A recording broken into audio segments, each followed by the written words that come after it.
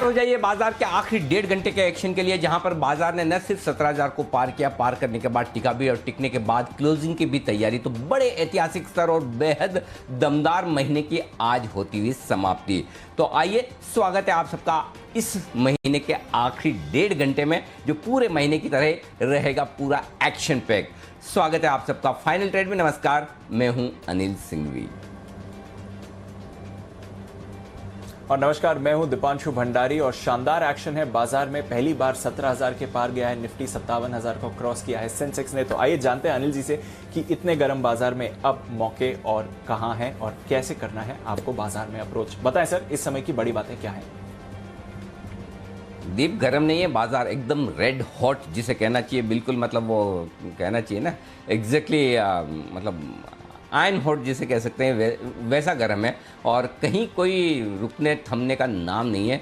Screen बेहद मजबूत, हर minute दर minute और मजबूती के साथ आगे बढ़ते हुए 17,000 के लेवल के पार निकलकर टिकते हुए और आज और ऊपर बढ़ते हुए इसी महीने में, कैलेंडर मंथ में 1,000 पॉइंट की बड़ी तेज छलांग लगाई है और 19 सत्रों में ही 16,000 से 17,000 पहुंचता हुआ निफ्टी। सेंसेक्स ने भी 57,290 का रिकॉर्ड स्तर छुआ है और निफ्टी 36,350-400 के आसपास आपको ट्रेड करता हुआ नजर आएगा। मिड कैप इंडेक्स में लगातार 15वें महीने तेजी होती हुई दिख रही है। क्या गजब की तेजी, हर महीने मजबूती के साथ बढ़ता हुआ दिख रहा है। मिड कैप इंडेक्स पे आप देखें तो 114% बढ़ चुका है और सभी सेक्टर हरे निशान में ट्रेड करते हुए आपको नजर आएंगे। डॉलर के मुकाबले रुपया भी अच्छी मजबूती दिखा रहा है, 2.5 महीने की ऊंचाइयों पर पहुंचता हुआ दिख रहा है। 73 के आसपास है इस वक्त डॉलर। डाउ फ्यूचर्स करीब 80 अंक मजबूत है और यूरोप के बाजार मिले जुले ट्रेड करते हुए दिखेंगे। तो डाउ फ्यूचर्स में जो रिकवरी आती दिखी, सुस्ती से रिकवरी, उसके दम पर बाजारों में आज फिर से मिड सेशन से अच्छी तेजी बनती हुई दिख रही दीप। तो ये है अब तक का रुझान आपके लिए।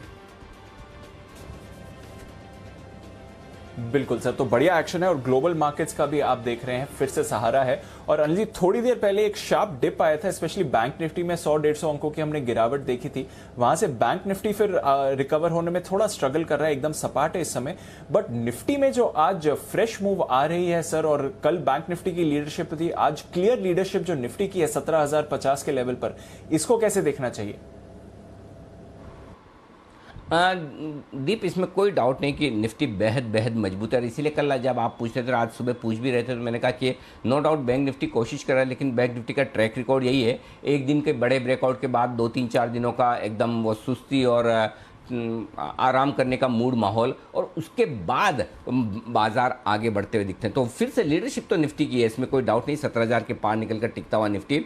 और अच्छी बात ये कि इस लेवल के पार निकलने के बाद आपको हर लेवल पर, चाहे वो 17,000 हो, चाहे 16,900 हो, शॉर्ट कवरिंग का सहारा है, फ्रेश खरीदारी का सहारा है। और देखिए, सबसे बड़ी बात है, आप इतने बड़े लेवल को सिर्फ और सिर्फ शॉर्ट कवरिंग से पार नहीं कर सकते। आपको पार करने के लिए, और स्पेशली शॉर्ट कवरिंग के दम पर, अच्छी खबर के दम पर आप गैप से खुलकर पार कर लें, एक अलग बात है। लेकिन आज आप गैप से खुलकर पार नहीं किए, 17,000 के नीचे खुले और 17,000 के नीचे खुलने के बाद एक बार डिप भी लिया सुबह सुबह शुरुआती 15-20 मिनटों में, और उस डिप के बाद पूरी की पूरी तेजी स्क्रीन पर बनती हुई दिखी है। और जब इस तरह की स्क्रीन लाइफ टाइम हाई 17,000 के बड़े ऐतिहासिक और मजबूत मनोवैज्ञानिक आंकड़े के आसपास स्क्रीन पर बनती है, तो वो बाजार की ताकत दिखाती है और वो फ्रेश बाइंग दिखाती है। तो पूरी तरह से कल के आंकड़े देखिए और परसों के आंकड़े देखिए, शुक्रवार के, आप समझ सकते हैं कि एफआईज की तरफ से जो दमदार पैसा वापस आता दिख रहा है। और यही वजह, आपको रुपया भी आप मजबूत होता हुआ दिख रहा है। 2-3 दिनों से जिस तरह से एफआईज ने अपना रुझान बदला है और जिस तरह से डॉलर आते हुए दिख रहे हैं, रुपए की भी मजबूती आपके सामने उसी तरीके से होती हुई दिख रही है। तो ओवरऑल स्क्रीन बहुत मजबूत है, इसमें कोई डाउट नहीं है। निफ्टी बहुत मजबूत है, इसमें कोई डाउट नहीं। हल्की फुल्की प्रॉफिट बुकिंग थोड़ी बहुत कहीं कोई स्टॉक स्पेसिफिक या थोड़े ब्रॉडर मार्केट में आज हो सकती है, थोड़े बैंकिंग शेयर हल्के होते दिख रहे हैं, लेकिन उससे बाजार की सेहत पर कोई असर नहीं पड़ता। मुझे लगता है बहुत स्ट्रांग मोमेंटम में बाजार है और 17,000 के पार निकलने के बाद। और दीप, मैं थोड़े आपको डेटा बताना भी चाहता हूं। जो हमारा टारगेट है इस बुल मार्केट का, वो टारगेट 17,650 का है। 15 जनवरी को हमने ये शो किया था कि बाजार का टॉप कब, कहाँ, कैसे, और तब निफ्टी का लेवल था 14,500। 14,500 के लेवल पर 17,650 का टारगेट तब दिया था। और आप देखिए 15 जनवरी से आप 15 अगस्त, 7 महीने ये हुए, 7 साढ़े 7 महीने में आप देखिए आप पहले टारगेट, बुल मार्केट के पहले टारगेट पर पहुंचते हुए दिख रहे हैं। और उस वक्त भी 14 साढ़े 14 हज़ार के आसपास काफ़ी लोगों को ये डर था कि भाई हम पता नहीं टिकेंगे, रहेंगे, क्या होगा क्या नहीं होगा। लेकिन जो फॉर्मूला बना है, जो टारगेट बने, वो टारगेट अब धीमे धीमे आप उसके बेहद करीब पहुंचते दिख रहे हैं। 17,650 में लगातार शुरू से कहता आया हूँ, 2% इधर उधर का आपको बेनिफिट ऑफ डाउट देना पड़ेगा, मार्जिन ऑफ एरर देनी पड़ेगी, क्योंकि आप 17,000 के लेवल की बात करते हैं। एग्जैक्टली आप कभी ये डेली चार्ट नहीं है और ऐसा चार्ट नहीं है कि जो डेटा आप पास्ट देख चुके हैं, ये फ्यूचर के डेटा है, तो थोड़ा सा ऊपर नीचे हो सकता है। लेकिन ओवरऑल बाजार की चाल बहुत मजबूत है, बहुत बेहतरीन है और ओवरऑल 17,000 के ऊपर क्लोजिंग देने के लिए भी बाजार तैयार होते हुए दिख रहे हैं। जी बिल्कुल सर, तो पहली बार 17,000 के पार गए हैं और 17,000 के पार की क्लोजिंग के लिए भी बाजार तैयार है। और शॉर्टेस्ट टाइम रहा है 1000 पॉइंट की रैली का, सिर्फ 19 दिनों में या 19 सेशंस में आपने ये रैली होती हुई देखी है। आइए जान लेते हैं कौन से हैं अहम इवेंट्स आने वाले दिनों के लिए जहां पर आपको रखना है नजर, और साथ ही खबरों वाले शेयर्स आज कौन से हैं। मानसी और वरुण दोनों हैं हमारे साथ तैयार। मानसी, गुड आफ्टरनून, बताएं कौन से इवेंट्स पर है नजर। Good afternoon Deepanshu. Q1 GDP के आंकड़ों का इंतजार है और सालाना आधार पर 20% की ग्रोथ का अनुमान हम लगाकर चल रहे हैं। वीडियो कॉन्फ्रेंसिंग के जरिए एक ब्रीफिंग 6:15 बजे होने जा रही है, जिस पर नजर रहेगी। बाजार बंद होने के बाद MSCI रीबैलेंसिंग लागू होती हुई दिखेगी, इस पर भी फोकस है। साथ ही SRF पर नजर रखिए, बोनस शेयर जारी करने पर एक बोर्ड बैठक होने जा रही है। PLI स्कीम के तहत मटीरियल API मेडिकल डिवाइस के उत्पादन के लिए आवेदन की आज डेडलाइन है। वहीं वित्त मंत्री निर्मला सीतारमण आज रिसर्जेंट इंडिया पर जो वेबिनार हो रहा है उसमें एक स्पेशल एड्रेस देने वाली है। करीब 2:15 से लेकर 3:45 बजे के बीच उनके संबोधन पर फोकस रहेगा। साथ ही ऊर्जा सचिव की समीक्षा बैठक आज कोयला सप्लाई को लेकर होने वाली है, इस पर भी फोकस रखिए। AGM आज करीब 2:30 बजे इंडिगो की होते हुए दिखेगी। भारतीय एयरटेल और सन फार्मा 3 बजे के आसपास कंपनियों की AGM होने जा रही है। कल 1 सितंबर के दिन सेबी के पीक मार्जिन नियमों का चौथा चरण जो है लागू होता हुआ दिख जाएगा। 1 तारीख है, अगस्त ऑटो बिक्री के आंकड़े आते हुए दिखेंगे। वहीं वेदांता पर फोकस रखे। FY22 के पहले अंतरिम डिविडेंड पर बोर्ड बैठक होने जा रही है। अगर डिविडेंड का ऐलान होता है तो रिकॉर्ड डेट 9 सितंबर की होगी। स्मार्ट पूंजी जुटाने को लेकर एक बोर्ड बैठक होने जा रही है कल। वहीं कार के लिए ऑन डैमेज कवरेज अनिवार्य होता हुआ दिखेगा। मद्रास हाईकोर्ट का फैसला कल से लागू हो जाएगा। AMI ऑर्गेनिक्स का IPO खुलेगा। प्राइस बैंड 603 से 610 का है। वहीं विजया डायग्नोस्टिक सेंटर का IPO भी कल खुलने जा रहा है। प्राइस बैंड 522 से 531 रुपए प्रति शेयर का तय किया गया है। ओपेक प्लस की बैठक कल होने जा रही है। इंपॉर्टेंट इवेंट वियना में ये बैठक होती दिखेगी, इस पर भी नजर रहेगी। वहीं गुरुवार के ट्रेडिंग सेशन की अगर बात करें, यानी कि 2 सितंबर सीरीज की पहली वीकली एक्सपायरी तो होगी ही। फंड रेजिंग है good luck India, Jammu and Kashmir bank, praxis home retail, वहीं कोल इंडिया का शेयर एक्स डिविडेंड ट्रेड होता हुआ दिखेगा 2 सितंबर के दिन। तो ये तमाम इवेंट्स गुरुवार तक के लिए।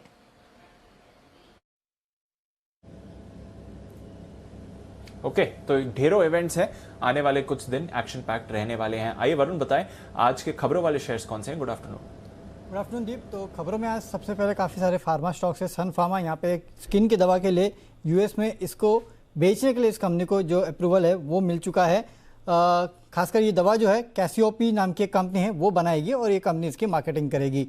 काफ़ी लंबे समय से इनका ये पूरा प्रोसेस चालू था, फाइनली ये प्रोसेस खत्म हो चुका है। डॉक्टर रेड्डीज इस कंपनी को एक दवा की जेनरिक दवा को लॉन्च करने के लिए US में मंजूरी मिल चुकी है।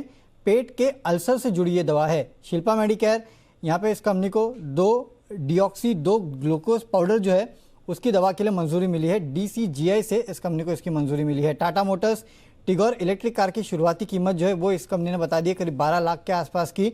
इसके अलावा NTPC कल से दारीपल्ली सुपर थर्मल पावर स्टेशन जो है उसमें उत्पादन जो है ये कंपनी शुरू करने वाली है। REC संशोधित जॉइंट वेंचर के समझौतों को मंजूरी मिल चुकी है। REC PFC पावर ग्रिड और NTPC का जो जॉइंट वेंचर है EESL यानी कि एनर्जी एफिशिएंसी सर्विस लिमिटेड उसको मंजूरी मिली है। स्यूबेक्स 5G ऑपरेशंस के लिए रोबी के साथ इस कंपनी ने करार किया है।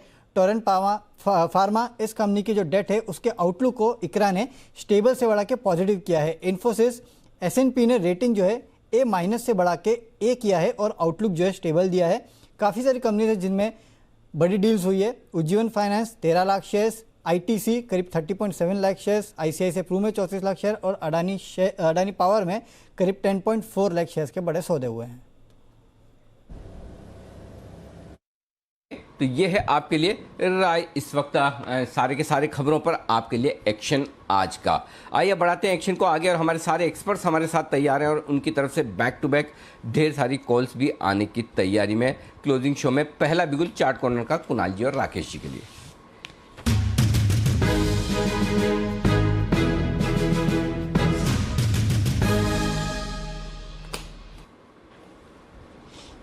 बताएं सर।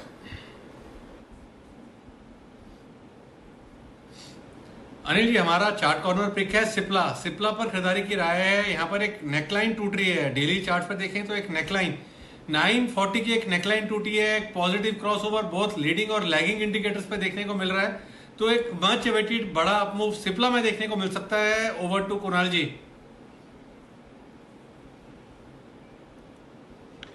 अनिल जी देखिए, एक सॉसर पैटर्न का ब्रेकआउट यहां पर आता हुआ दिख रहा है और ये bullish saucer pattern daily charts पर बना है। ब्रेकआउट जैसे राकेश जी ने कहा 940 के ऊपर आता हुआ दिख रहा है और 980-90 पर अगला रेजिस्टेंस है। तो 50-60 रुपए की तेजी की गुंजाइश यहां पर चार्ट पर नजर आती है। सिप्ला को बाय करके चलें। स्टॉप लॉस जो है 930 रुपए पर 930 पर स्टॉप लॉस रखकर बाय करने की राय है। पहला टारगेट 970 रुपए का 970 का, दूसरा टारगेट 985 रुपए का होगा। सिप्ला में खरीदारी की राय। ओके, सिप्ला है वो स्टॉक्स जहां पर खरीदारी करने की राय आपके लिए आती हुई दिख रही है। ये स्टॉक कमाल करता हुआ आपको नजर आएगा। कुछ और स्टॉक्स जहां पर एक्शन भरपूर होने वाला है और हमारे एक्सपर्ट्स तैयार भी हैं अपनी पिक्स के साथ भी। लेकिन इस बीच एक और हमारे खास मेहमान से आपकी मुलाकात करवाने का वक्त है। हमारे सारे एक्सपर्ट्स को लाइए एक बार स्क्रीन पर, और इन सभी एक्सपर्ट्स के बीच में आपको एक एक्सपर्ट ऐसे दिखेंगे जो आमतौर पर आपको नज़र नहीं आते हैं। मुदित गोयल साहब हमारे साथ कार्यक्रम में शामिल हो रहे हैं एसएमसी ग्लोबल से, और मुझे आपको बताने में ये बड़ी खुशी हो रही है। हमारे पैनल पे बाकी जो पांचों लोग नज़र आ रहे हैं इस वक्त, सिमी जी, वागले साहब, बंसल जी, कुणाल जी, सुमित जी, ये भी आप ही के परिवार में शामिल हो रहे हैं। मुदित जी अब हमारे साथ एक्सक्लूसिवली जी बिजनेस के साथ हमारे साथ रहेंगे, हमारे साथ शो करेंगे। मुदित जी बहुत बहुत स्वागत है आपका।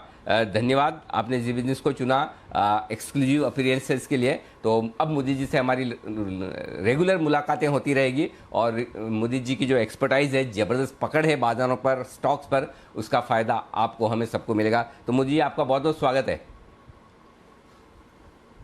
जी शुक्रिया अनिल जी। बिल्कुल मुझे आपका धन्यवाद बोलना चाहिए, क्योंकि जब आपने जी बिजनेस से अपनी पारी की शुरुआत करी थी, जब हम बिजनेस चैनल देखते हैं तो जिस दिन आपने पारी की शुरुआत करी थी उसी दिन से दिल से था कि आपके साथ शो करना है, जी बिजनेस के साथ मुझे जुड़ना है। और इसी प्रोसेस में 3-4 साल लग गए, और मैं जब डायरेक्टली आपसे कांटेक्ट मैंने किया तो आपने जो कमिटमेंट दिया था मुझे कि आपका होगा, थोड़ा सा टाइम लग सकता है, और डेफिनेटली उसी वजह से मैं आज यहाँ पर बैठा हूँ। तो थैंक यू सो मच। मेरे लिए तो ड्रीम कम ट्रू वाला दिन है, आपके साथ स्क्रीन शेयर करना, इतने बड़े दिग्गजों के साथ आपने मुझे बैठाया। Thank you so much Anil ji, मेरा आज ड्रीम ट्रू हो गया। नहीं मुदित जी, ये बिल्कुल आपकी काबिलियत है और आपकी एक्सपर्टाइज है जिसकी वजह से आप हमारे पैनल पे हैं। हाँ, थोड़ा सा वक्त ज़रूर लगा क्योंकि इतना भरा पूरा परिवार है हमारा, काफ़ी एक्सपर्ट्स हैं, और वाकई में कभी कभी हमें बड़ी मुश्किल भी होती है कि ऑलरेडी हमारे पास इतने एक्सपर्ट्स हैं, कहाँ और कैसे अकोमोडेट करें, तो उसमें थोड़ा सा वक्त लगा। लेकिन बिल्कुल आपका स्वागत है। हमारे सारे एक्सपर्ट से भी मेरा निवेदन है जो हमारे पैनल पे हैं वो, और हमारे सारे दर्शकों से भी, जैसा कि हमारी परंपरा है, जो हमारे एक्सक्लूसिव पैनलिस्ट हैं, सुमित जी के सुपर हिट होते हैं, बंसल जी कुणाल जी का चार्ट कॉर्नर है, वागले साहब के वंडर है, सिमी जी के नॉन स्टॉप है, तो ऐसा मुदित जी का भी कोई न कोई बिगुल तो बनना ही चाहिए। तो मुदित गोयल साहब के लिए कोई अच्छा सा नाम सोचे, मुझे ट्वीट करें, जो हमारे दर्शक है वो ट्वीट करके बताएं मुदित जी का नाम का क्या एक अच्छा बिगुल बनना चाहिए। पहले मैंने सोचा मुदित जी का एक बार बिगुल बना के फिर मुदित जी का स्वागत किया जाए, फिर मैंने कहा नहीं, स्वागत तो कर ही लेते, आज पहली बार शो में हमारे साथ जुड़ रहे हैं। उसके बाद आपके लिए एक बढ़िया सा नाम सोच के आप सबसे निवेदन, अपनी अपनी क्रिएटिविटी थोड़ा जगाए अंदर के कलाकार को और निकाले क्रिएटिविटी बाहर की। मुदित जी के लिए क्या बढ़िया नाम होना चाहिए, उसका इंतज़ार मुझे रहेगा। तो प्लीज़ आप सबसे निवेदन है वो ज़रूर कराएं। लेकिन तब तक आइए बढ़ते आगे, ढेर सारा एक्शन, और इसी एक्शन को बढ़ाते हैं आगे। आशीष केलकर साहब भी रेडी है और वागले साहब भी रेडी हैं। तो एक काम करते हैं, आशीष केलकर साहब तो फोन अ फ्रेंड लाइफलाइन यूज़ कर रहे हैं, वागले साहब तो हैं ही हमारे साथ शो में, तो क्यों ना एक काम करें कि दोनों के लिए बैक टू बैक बिगुल बजाया जाए। पहले वागले साहब के लिए वागले का वंडर और आशीष जी के लिए special pick.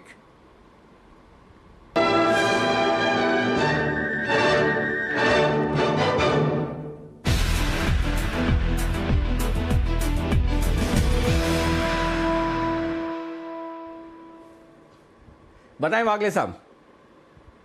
Afternoon Anil ji, afternoon Deepanshu. Anil ji, भारतीय एयरटेल ने बड़ा वाला ब्रेकआउट आज दिया है, हालांकि मैं थोड़ा सा पहले कवर करना चाहता था। 649 के आसपास मेरे लिए ये लेवल सही था। अभी 651, 5150 है, लेकिन अभी भी लिया जा सकता है, 49 तक ऐड किया जा सकता है। आपका स्टॉप लॉस होना चाहिए लगभग 640 का, और 675 तक के अपसाइड में देख रहा हूँ। ये 1 से 2 दिन, शायद कल के दिन में भी ये बड़े मुंह दे सकता है, तो 20-22 रुपए के मुंह अभी भी बाकी है। ओके, तो भारतीय इंफ्राटेल बड़े ब्रेकआउट के बाद और तेजी दिखाने को तैयार। आशीष केलकर साहब को भी भारतीय एयरटेल ही पसंद है, जिसके लिए लाइफलाइन यूज किया है। आशीष जी बताएं sir. For this phone a friend facility, देखिए भारतीय एयरटेल में बहुत ही बेहतरीन वॉल्यूम के साथ यहाँ पे ब्रेकआउट आता हुआ दिखाई दे रहा है। और एक इम्पोर्टेंट बात यह है कि 650 का जो लेवल है वहां पे करीबन 86 लाख का कॉल ऑप्शन राइटिंग जो है, हेलो, 650 के यहाँ पे करीबन 87 लाख का कॉल ऑप्शन राइटर जो था वो ट्रैप होते हुए नजर आते हम यहाँ पे देख पाएंगे। तो बहुत ही बड़ी अपसाइड इस स्टॉक में देखने को मिल सकती है। यहाँ पे एक अप ट्रेंडिंग चैनल का भी ब्रेकआउट, ऐसे 3 चीजें एक साथ हुई है, इसलिए मुझे भारतीय एयरटेल पसंद है। मेरा अगर हम 2 या 3 दिनों को वक्त देते हैं तो मेरा लक्ष्य रहेगा करीबन 690 रुपए का, दूसरा लक्ष्य रहेगा 710 रुपए का।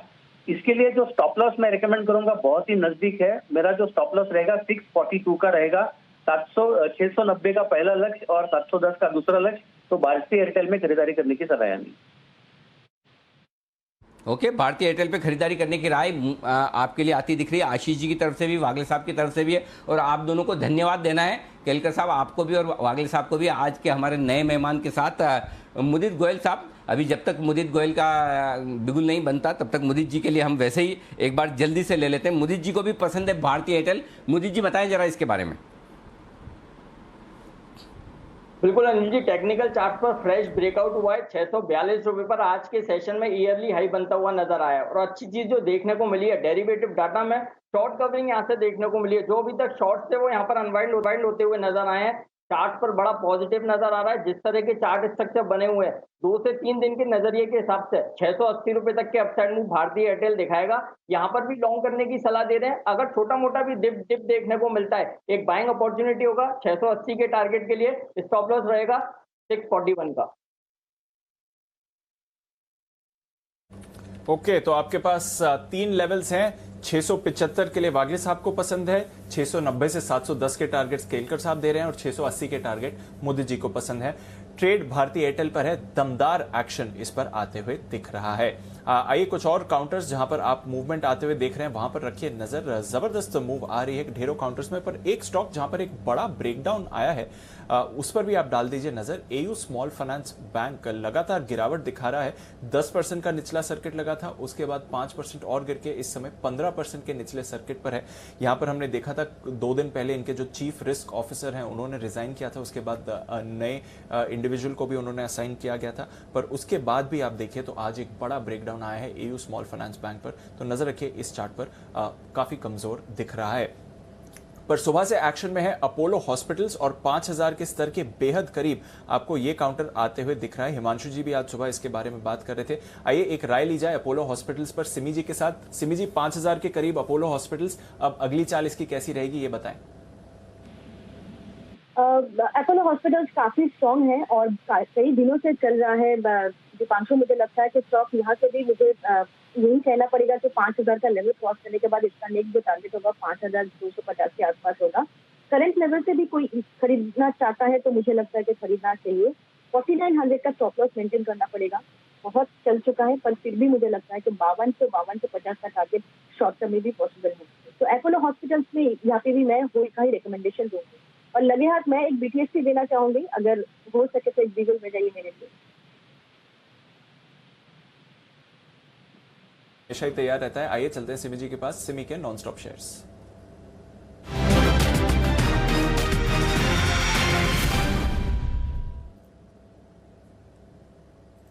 बताएं सिमी जी। दीपांशु, खरीदने का सलाह देना है टाइटन पर। टाइटन में एक अच्छा सा ब्रेकआउट आया है और करंट लेवल से भी टाइटन को खरीद के मुझे लगता है कि ये होल्ड करना चाहिए। पहला टारगेट होगा 1925, 1917 के आसपास है। 1925, 1935 और 1955 ये तीनों टारगेट के लिए टाइटन को खरीदने का सलाह होगा। 1695 के नीचे ऊपर डेली चार्ट में ब्रेकआउट आया है, उसी के आसपास एक नया हाई भी बना है। मुझे लगता है कि टाइटन यहाँ से 1950 का जो टारगेट मैंने दिया बहुत ही कम टारगेट है, ये स्टॉक यहाँ से भी बहुत ऊपर जा सकता है। 2000 का लेवल भी कम हो जाएगा अगर 2 से 3 ट्रेडिंग सेशन ये होल्ड करे तो। 1895 के नीचे स्टॉप लगा के टाइटन को खरीदने का सलाह होगा मेरे पास। ओके, तो टाइटन पर करके चलें आप खरीदारी इस समय। ये है आपके लिए राय सिमी जी की तरफ से। बढ़िया एक्शन इस काउंटर में भी आपको आते हुए दिख रहा है। कुछ और काउंटर्स जहां पर आप खरीदारी देख रहे हैं, भारतीय एयरटेल की बाय द वे आज एजीएम भी है तो नजर रखिए उस पर, वहां पर तो मूव आ ही रहा है। वोडाफोन आइडिया पर भी रखिए नजर, अभी अभी एक स्पाइक आते हुए दिखा है। क्या फैक्टर्स हैं इसके पीछे नजर रखेंगे, बट वोडाफोन आइडिया भी इस समय ट्रेड में उछल रहा है। और हिंडाल्को पर रखिए नजर, मेटल्स में आज थोड़ा मिला जुला रुझान है, बट हिंडाल्को पर एक बढ़िया मूव इस समय बनती हुई दिख रही है। मुदित जी, जरा हिंडाल्को के चार्ट देखकर बताएं क्या एक्शन एक्सपेक्ट कर रहे हैं। वैसे तो तेजी में रहा है, 460 पर क्या करना चाहिए हिंडाल्को में? दीपांशु जी, हिंडाल्को में यहाँ पर लॉन्ग करने की सलाह दे रहे हैं। अगर हम पिछले 2 हफ्ते 2.5 हफ्ते का स्ट्रक्चर देखते हैं, कंसोलिडेशन चार्ट पर बना हुआ था। कंसोलिडेशन में करीब 445 446 अर्लियर रेजिस्टेंस साउंड हो रहा था, और आज के सेशन में अर्लियर रेजिस्टेंस का ब्रेकआउट देखने को मिला है। जिस तरह के अभी चार्ट स्ट्रक्चर बन गए हैं, यहाँ से बढ़िया तेजी डिलीवर करेगा। 480 रुपए तक के अपसाइड मूव हिंडाल्को में देखने को मिलेंगे, तो यहाँ पर बाय करने की सलाह दे रहे हैं। 480 तक के टारगेट के लिए स्टॉप लॉस रहेगा 450 का। ओके, 450 रुपए के स्टॉप लॉस के साथ करें खरीदारी। ये राह है आपके लिए हिंडाल्को पर आती हुई इस वक्त। आइए बढ़ते हैं आगे, और हमारे संवाददाता चेतन भूटानी इस वक्त हमारे साथ हैं तैयार, और उससे चेतन के पास जाएं उससे पहले दर्शन कर लीजिए एसआरएफ के। जहां 10,000 का आंकड़ा आपके सामने आता हुआ दिख रहा है, क्योंकि बोनस का ऐलान हो चुका। माय गॉड, क्या भर भर के बोनस दिया है, वाह, 1 पे 4। अरे बंसल जी, ये तो स्टॉक वहीं पहुंच गया जहां से 2000 से 1800 रुपये 1600 रुपये से हमने रिकमेंड शुरू किया था। यानी कि अगर आपके पास 1 शेयर है तो अब आपके पास हो जाएंगे 5 शेयर। 1 पे 4 का बोनस, गजब। यानी कि अगर आपके पास 100 शेयर है तो आपके पास हो जाएंगे 500 शेयर, और भाव फिर घटकर रह जाएगा 20%। यानी कि 10,000 वाले शेयर का दाम हो जाएगा 2,000 रुपये। गजब का बोनस आया। इसको कहते हैं वाकई में बोनस।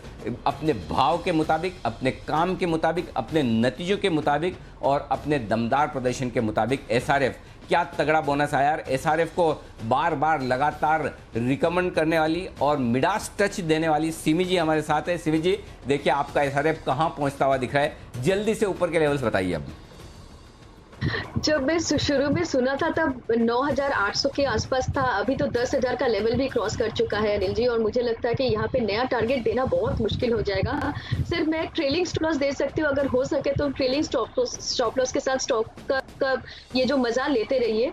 ट्रेलिंग स्टॉप लॉस अभी 9,900 के नीचे रहेगा। 10,000 के ऊपर जब तक ये है, 10,500 का लेवल भी इसके लिए बहुत बड़ा स्टॉप लेवल नहीं होगा, तो होल्ड करने का ही सलाह होगा। 9,900 का स्टॉप लॉस होगा और ट्रेलिंग स्टॉप लॉस होगा, और 10,500 10,800 कहीं पे भी ये स्टॉक जा सकता है। 10,500 10,800 तक स्टॉक के जाने की है तैयारी। ये राय है सिमी जी की तरफ से आती हुई। तो एसआरएफ कमाल करता हुआ, माय गॉड, नॉन स्टॉप 500 रुपये ऊपर, 10,250, वंडरफुल। ये होता है क्वालिटी स्टॉक्स का कमाल। आपको हर भाव में, हर लेवल पर बड़ा पैसा बनाकर देते हैं। बंसल जी, विशेष टिप्पणी एसआरएफ पर? देखिए अनिल जी, मैं तो एक बार दीपांशु को लाइए अनिल जी, तब विशेष टिप्पणी करूंगा अनिल जी। दीपांशु जी तो यही कहाँ गए, बताइए। स्क्रीन पे लाइए दीपांशु जी, आपसे गुजारिश है, जिस तरीके से बिल्कुल बचते हैं ऐसे ही एक टारगेट अचीव्ड की भी स्टैंप है जी बिजनेस की टीम के पास। तो अनिल जी का जो 10,000 का टारगेट था, 1600-1700 पे जब उन्होंने एसआरएफ रिकमेंड किया था 10,000 का टारगेट, तो वो टारगेट अचीव हो गया है। तो काफी समय हो गया, मतलब कि पैनलिस्ट और व्यूअर्स भी भूल चुके हैं कि टारगेट अचीव की भी कोई स्टैंप है। तो एसआरएफ पे टारगेट अचीव की स्टैंप लगा दीजिए। अरे मतलब वो मुझे दिन याद आ रहे हैं वापस से। याद है बंसल जी, उस समय हमें ना एसआरएफ को रिकमेंड इसलिए किया करते थे अगर आपको फ्लैशबैक में ले जाता हूँ, उसमें क्या ना, चाइना में पोल्यूशन को लेकर बहुत सारी वो चिंताएं हो रही थी, बहुत सारी कंपनियां, बहुत सारी ये सब बंद हो रहे थे, पोल्यूशन कंट्रोल बोर्ड वहाँ का बड़ा एक्टिव हो गया था, तो इंडियन कंपनियों को फ़ायदा हो रहा था। तो वो सोच सोच के 1500, 1700, 1800, 2000 में हम रिकमेंड करते थे। और उसके बाद तो जब ये लॉकडाउन हुआ, ये सारे अपने क्या बोलते हैं इसको, कोविड आया, उसके बाद तो इनकी किस्मत ही चल पड़ी, ज़बरदस्त भागा है। चोपड़ा साहब भी हमारे साथ तैयार हैं, चोपड़ा साहब का भी स्वागत करते हैं। सर स्वागत है आपका।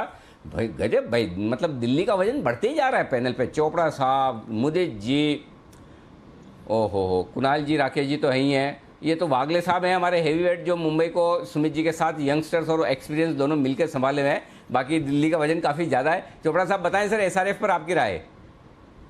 बहुत ही बेहतरीन कंपनी और बहुत ही बेहतरीन हमने देखा, और जिस तरह का बोनस भी दिया है कंपनी ने, तो मुझे लगता है कि अगर कोई आगे आने वाले समय में 3, 4, 5 साल रखे तो हो सकता है यहाँ से डबल दिखे और दोबारा से 5000 की तरफ जाता दिखे। तो बहुत ही अच्छी कंपनी है, नतीजे अच्छे हैं, और मैं बहुत कॉन्ग्रेचुलेट करना चाहता हूँ, आपको बधाई देना चाहता हूँ, आप लोगों ने बहुत जल्दी स्पॉट किया था। तो इसके साथ साथ एक और चीज़ बोलना चाहूँगा मैं जी, आपने मुझे वादा किया था कि आप कुमार मंगलम साहब से मेरी मीटिंग कराएंगे जब हिंडाल्को 600 पहुंचेगा। तो ये वादा याद रखिएगा, क्योंकि मुझे लगता है कि हिंडाल्को आज भी जिस तरीके की तेजी दिखा रहा है, आने वाले लगभग 1-1.5 साल में 600 का स्तर जरूर टच करेगा।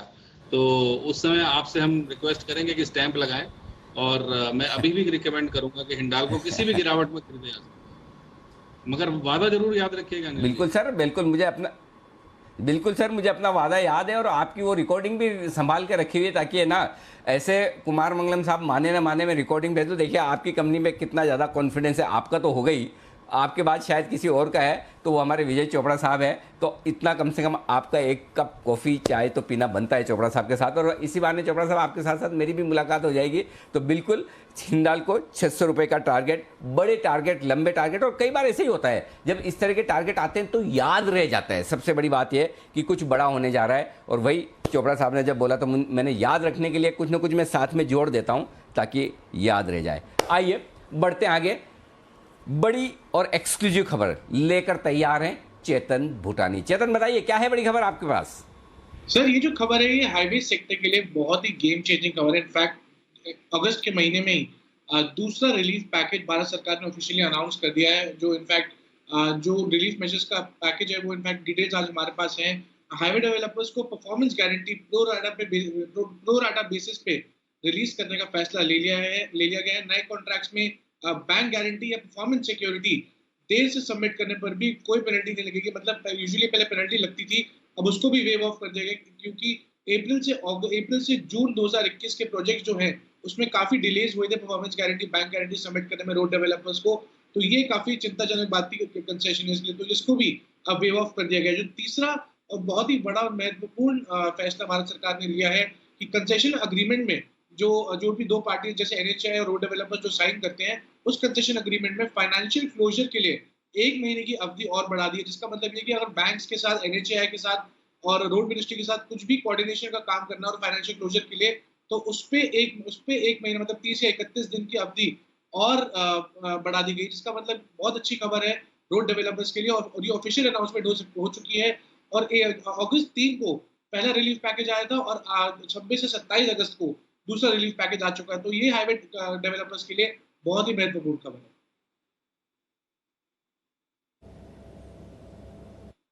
ये बड़ी खबर आती हुई दिख रही है, सारी रोड कंस्ट्रक्शन कंपनियों के लिए आती हुई दिख रही है। IRB, NCC जैसी कंपनियों के लिए बड़ी खबर। हाईवे सेक्टर के लिए दूसरे राहत पैकेज का ऐलान जल्द होने की तैयारी में है, और 1 महीने में 2 बड़े राहत पैकेज आ सकते हैं। ये आपके लिए बड़ी खबर आती हुई दिख रही है इस वक्त चेतन की तरफ से। और जाहिर सी बात है कि जो कुछ भी बड़ा फ़ायदा मिलना है इन सभी स्टॉक्स को, इन सभी कंपनियों को, वो आपके सामने हो गए। चोपड़ा साहब, कोई हाईवे कंस्ट्रक्शन कंपनियों में आपको कोई पसंद है, बताएं सर।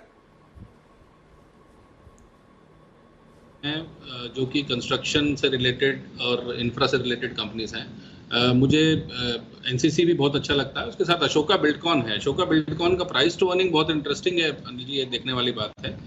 और 10 के नीचे वाली ऐसी कंपनीज कम है। तो मुझे लगता है कि अशोका बिल्डकॉन जो कि रोड प्रोजेक्ट्स में काम करता है, आयर भी अच्छा है और एनसीसी भी निश्चित रूप से ही बहुत अच्छा कंपनी है और खास करके सदर्न इंडिया में उनका बहुत अच्छा पकड़ है। तो एनसीसी भी अच्छा है जो कि अच्छी वैल्यूएशंस पे अवेलेबल है। और ये इंडीड जिस तरीके की जो पहले मोनेटाइजेशन प्लान बनाया था निर्मला सीतारमन जी ने, उसके बाद इस तरीके का अनाउंसमेंट होना, मुझे लगता है कि कहीं ना कहीं एक इंफ्रा की रिवाइवल की दस्तक है।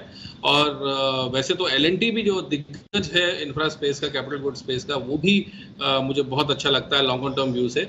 मगर मैं एक बार फिर बोलना चाहूँगा अनिल जी, जहाँ पर भी बाजार खड़ा है, हो सकता है थोड़ी गिरावट कभी भी देखने को मिले, तो जो भी स्टॉक खरीदें लंबी अवधि के लिए वो गिरावट में खरीदें, चढ़े हुए बाजार में नहीं। मगर जो भी स्टॉक्स मैंने बोले उनमें खरीदारी की जा सकती है, गिरावट का इंतजार करें और वहां पर खरीदें। एलएनटी भी बहुत अच्छा लगता है मुझे।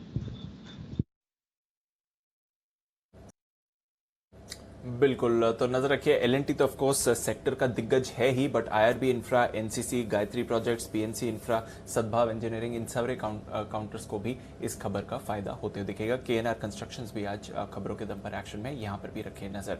आइए देखते हैं सिमी जी ने क्या स्पॉट किया इस समय बाजार में। बिगुल उनके लिए सिमी के नॉन स्टॉप शेयर्स।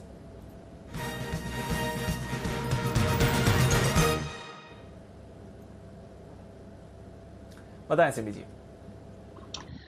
दीपांशु, खरीदने का सलाह देना है वेदांता पर। वेदांता में मुझे लगता है कि शानदार एक अच्छा फॉर्मेशन इंट्राडे चार्ट में बना है, एक डबल बॉटम का फॉर्मेशन। 305 क्रॉस करेगा तो ब्रेकआउट आ जाएगी। 305 के ऊपर इसका जो पहला टारगेट होगा वो 308 और उसके बाद 312। तो पहला जो हर्डल है वो 305, वो मेरा टारगेट नहीं है, वो इंट्राडे हर्डल है। वो हर्डल क्रॉस करेगा तो पहला टारगेट मेरा 308 का होगा और दूसरा होगा 312 का। ये दो टारगेट्स के लिए वेदांता को खरीदने का सलाह होगा। 302 के आसपास अभी कॉल दिया था, 298 के नीचे स्टॉप लॉस मेंटेन करना पड़ेगा और स्टॉक को कल तक होल्ड करना पड़ेगा। मुझे लगता है दोनों टारगेट्स कल तक आ जाएगा। तो वेदांता है वो स्टॉक्स जहां पर खरीदारी करने की राय। और कल है वेदांता के लिए बेहद अहमियत वाला दिन, 1 सितंबर, जहां पर इंटरिम डिविडेंड पर होने वाली है बैठक, बोर्ड बैठक। और उम्मीद ये की जा रही है कि ये इंटरिम डिविडेंड जो होगा वो 5% से ज़्यादा का होगा। 300 रुपये का स्टॉक है, 5% का मतलब ये हुआ कि कम से कम 15 रुपये तो डिविडेंड आना ही आना है, 15-16 रुपये। क्योंकि अगर ऐसा नहीं होता तो स्टॉक्स के कैश और फ्यूचर्स में डिस्काउंट हो जाता है। कैश और फ्यूचर्स लगभग बराबर भाव के आसपास ट्रेड करते हुए दिख रहे हैं। इसका मतलब ये कि एक बड़ा डिविडेंड। और मैं आपको नियम बता दूं, अगर 5% से ज़्यादा जिस दिन, जैसा आज जिस प्राइस पर बंद हुआ है Vedanta, next day dividend announce होगा, तो पिछले दिन जिस प्राइस पर स्टॉक बंद हुआ हो कैश मार्केट में, उसके 5% से ज़्यादा डिविडेंड को स्पेशल डिविडेंड माना जाता है। और उस स्पेशल डिविडेंड का फ़ायदा एफएनओ ट्रेडर्स को भी मिलता है। अब कई सारे एफएनओ ट्रेडर्स मुझे ट्वीट करके पूछते भी है कि क्या हमें भी डिविडेंड मिलेगा। जी नहीं, डिविडेंड आपको नहीं मिलेगा। डिविडेंड उन्हीं को मिलता है जो डिलीवरी खरीदते हैं, शेयर्स अपने डीमेट अकाउंट में रिकॉर्ड डेट के दिन रखते हैं। रिकॉर्ड डेट शायद 9 सितंबर या ऐसी कोई डेट दी गई है, वो मैं आपको बता दूंगा। लेकिन अगर आपके पास शेयर हैं तो फिर एफएनओ ट्रेडर्स को फ़ायदा कैसे? आमतौर पर डिविडेंड अगर नॉर्मल हो, 5% से कम हो, तो उस डिविडेंड का बेनिफिट एफएनओ ट्रेडर्स को नहीं मिलता है। यहाँ पर होगा ये, जैसे ही स्टॉक एक्स डिविडेंड होगा, मान लीजिए 15 रुपये डिविडेंड आया, तो स्टॉक का दाम दूसरे दिन कैश मार्केट में 15 रुपये कम हो जाता है, एफएनओ में 15 रुपये कम हो जाएगा। दोनों में 15-15 रुपये कम होगा अगर 5% से ज़्यादा डिविडेंड है तो। लेकिन एफएनओ ट्रेडर्स को फ़ायदा ये होगा कि जितना डिविडेंड होगा उतना अमाउंट उनके अकाउंट में एक तरह से मार्क टू मार्केट प्रॉफिट के तौर पर क्रेडिट हो जाएगा डिविडेंड का अमाउंट। तो उन्हें डिविडेंड तो नहीं मिलेगा, लेकिन जो उसका प्राइस एक्स डिविडेंड होते ही कम होगा, उसकी लॉस की आपकी भरपाई हो जाएगी। यानी कि एक तरह से आपको डिविडेंड का बेनिफिट मिल रहा है। अदरवाइज एफएनओ ट्रेडर्स को डिविडेंड नहीं मिलता। लेकिन आपको वाकई में बैंक अकाउंट में डिविडेंड चाहिए तो फिर आप कैश में डिलीवरी खरीद कर रखिए, नेचुरली उसके बाद कैश में आपके दाम कम हो जाएंगे। तो ये ध्यान में रखें, जिन लोगों को डिविडेंड चाहिए वो कैश में डिलीवरी लेकर रखें रिकॉर्ड डेट के दिन। और जो एफएनओ ट्रेडर्स हैं, अगर डिविडेंड बड़ा आता है तो उनके लिए कोई दिक्कत नहीं। लेकिन अगर 5% डिविडेंड कम आया तो फिर एफएनओ दाम तेजी से घटेंगे। ये ध्यान में रखें, ये नियम आपको पता होना चाहिए। आइए बढ़ते हैं आगे और सेठी साहब हमारे साथ कार्यक्रम में शामिल हो रहे हैं। वक्त है सदाबहार सेठी साहब की शॉर्ट टर्म पिक्स का।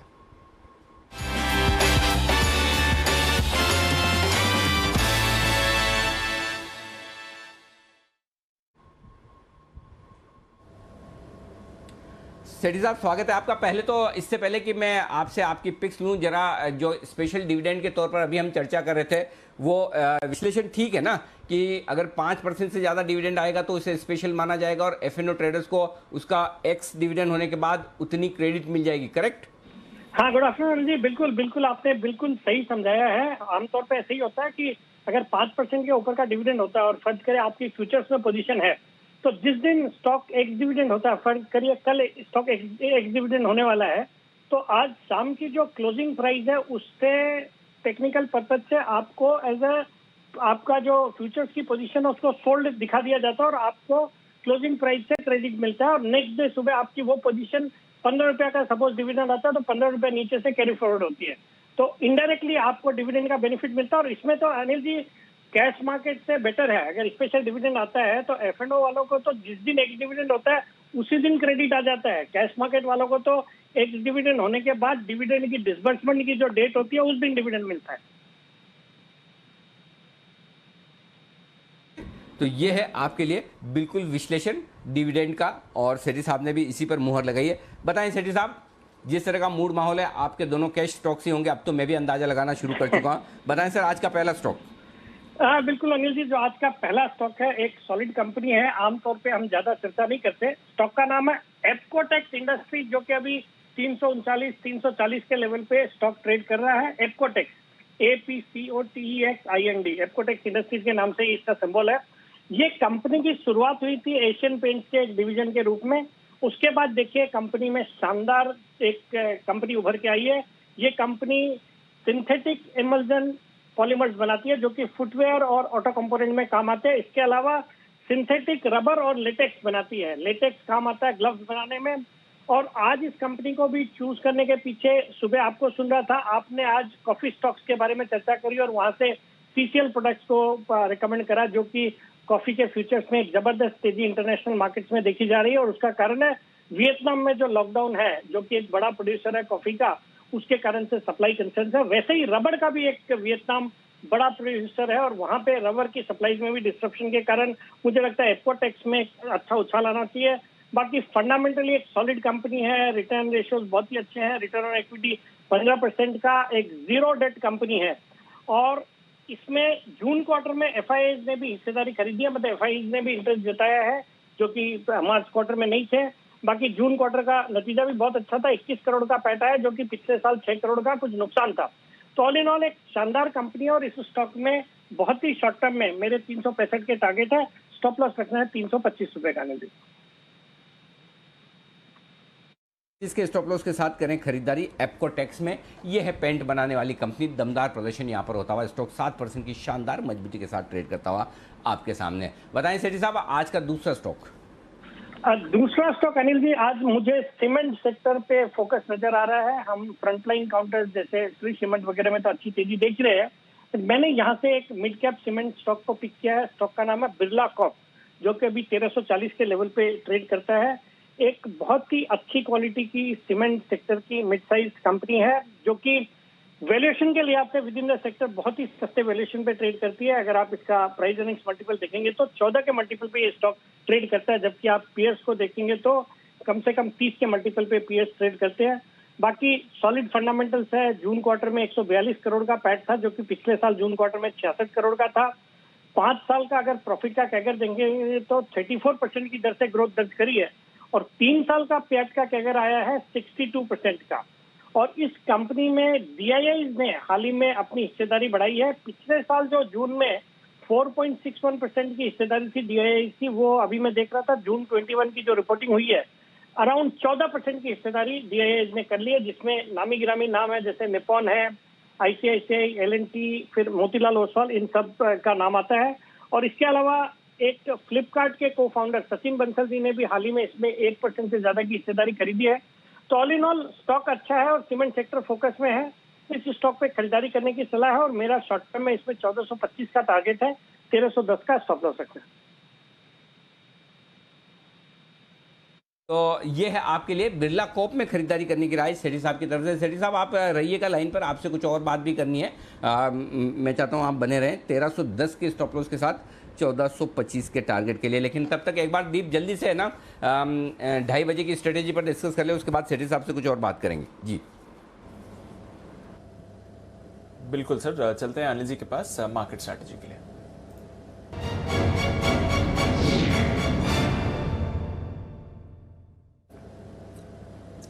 सर ठीक ठाक संकेत हैं ग्लोबल मार्केट्स की। अगर आप बात करें, डाउ फ्यूचर्स भी इस समय पूरा सहारा दे रहे हैं। 60-70 पॉइंट्स ऊपर आपको डाउ फ्यूचर्स ट्रेड करते हुए देखेंगे। यूरोप में थोड़ा मिला जुला कारोबार है, पर कोई ऐसी बड़ी मूव उतार चढ़ाव वाली नहीं आ रही है। एशिया की अगर बात करें तो यहां पर भी आज अच्छा कारोबार हुआ। हांगकांग के बाजार 1.5% ऊपर थे, सुबह थोड़े नेगेटिव एक्शन थे, वहां से अच्छी रिकवरी होकर बंद हुए। साथ ही हमने देखा कि जापान और चाइना भी पॉजिटिव क्लोज होते हुए दिखे हैं, और यूएस में बॉन्ड यील्ड भी एकदम स्टेबल है। रुपया आज आपको अच्छी स्ट्रेंथ दिखा रहा है सर, और कच्चा तेल ओपेक की बैठक से पहले थोड़ा सुस्त है। तो ग्लोबल क्यूज एकदम ठीक ठाक है सर, क्या करना चाहिए हमें? दीप तेजी के साथ बने रहें, कहीं कोई दिक्कत नहीं। और जिस तरह से 17,000 के ऊपर की क्लोजिंग आती हुई दिख रही है, पहले कुछ डेटा आपको बता दूं कि किस तरह की रिस्क और किस तरह के आप माहौल में आप बैठे हैं। पहली चीज़ आपके लिए, बाजार का जो सपोर्ट लेवल है वो अब शिफ्ट होकर 16,900 के आसपास आता हुआ दिख रहा है। 16,916 शायद आज का हाई है, 1 मिनट लो है, माफ़ कीजिएगा, 1 मिनट में ज़रा खोल दूँ। 16,915 है, हाँ 915.85, 16,916 मैंने सही सोचा था। तो 16,915 ये आज का लो है। तो अब आपके लिए जो निफ्टी पर सपोर्ट रेंज बन रहा है वो 16,900 से 16,950 की रेंज अब निफ्टी पर मजबूत सपोर्ट का काम करेगी। अब आप होंगे बंद उसके बहुत ऊपर 17,000 के पार।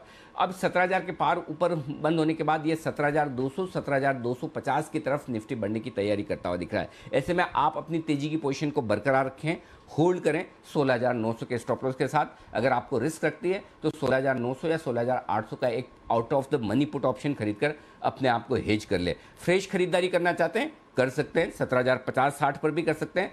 17,000 आए आखिरी 1 घंटे में तो वहां पर भी ऐड करें। यहाँ से जो बड़ा ब्रेकआउट हो रहा है इसमें और ऐड करने की राय है। एफआईएस की दमदार खरीदारी के आंकड़े हैं, ओवरबॉट मार्केट नहीं है, ग्लोबल मार्केट्स मजबूत है, और ऐसे में बड़े ब्रेकआउट और 17,000 के आसपास शॉर्ट कवरिंग के बाद और मजबूती बची है। इसलिए मैं ये कह रहा हूँ, नहीं तो आमतौर पर मैं 2:30 बजे वाली स्ट्रेटेजी में कहता हूँ कि आप कल लीजिएगा, नेक्स्ट डे लीजिएगा, लेकिन यहाँ पर खरीदारी कर सकते हैं एक बार आप, और नीचे के लिए और जगह रख के अगर आज 16,950 17,000 तक आता है तो और ऐड करें। और ऐसा मैं इसलिए कह रहा हूँ, 17,000 के पुट पर 52 लाख शेयरों का ओपन इंटरेस्ट है, 42 लाख शेयर आज ही जुड़े हैं। तो अब बचे हुए समय के लिए आज 17,000 मजबूत सपोर्ट का काम करेगा, टूटेगा नहीं। ऊपर 17,100 हल्की फुल्की रुकावट है। अच्छा 17,000 के आसपास आ भी गए तो 17,000 की कॉल राइटर से हाईएस्ट ओपन इंटरेस्ट 58 लाख शेयरों का, यही को काटने आ जाएंगे, यही सपोर्ट देंगे मार्केट को, तो मार्केट नीचे आने वाला है नहीं जिस तरह के डेटा बने। और ऊपर में 17,100 हल्की रुकावट है, उसके बाद 17,200 की तरफ जाने की तैयारी। ये तो बात होगी निफ्टी की। अब आइए बैंक निफ्टी, न 36,000 के नीचे जाएगा न 36,500 550 के ऊपर जाएगा, फिलहाल डेटा ये कह रहे हैं। और वो इसलिए कि 36,000 के पुट पे 22 लाख शेयर हैं और 36,500 के कॉल्स पर आपके लिए 24 लाख शेयर हैं। तो इस रेंज में फंसा हुआ है, ब्रेकआउट हुआ है।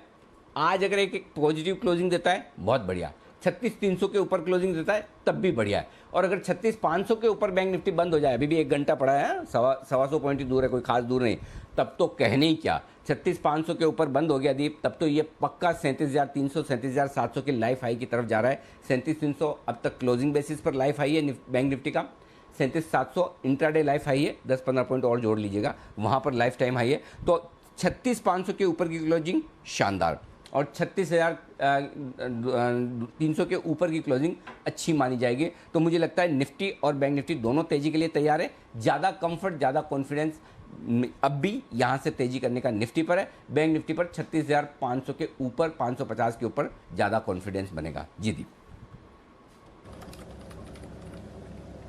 ओके, तो बेसिकली बाजार में एक्शन भरपूर है, निफ्टी में ज्यादा कॉन्फिडेंस है, पर यहां से और तेजी आ सकती है।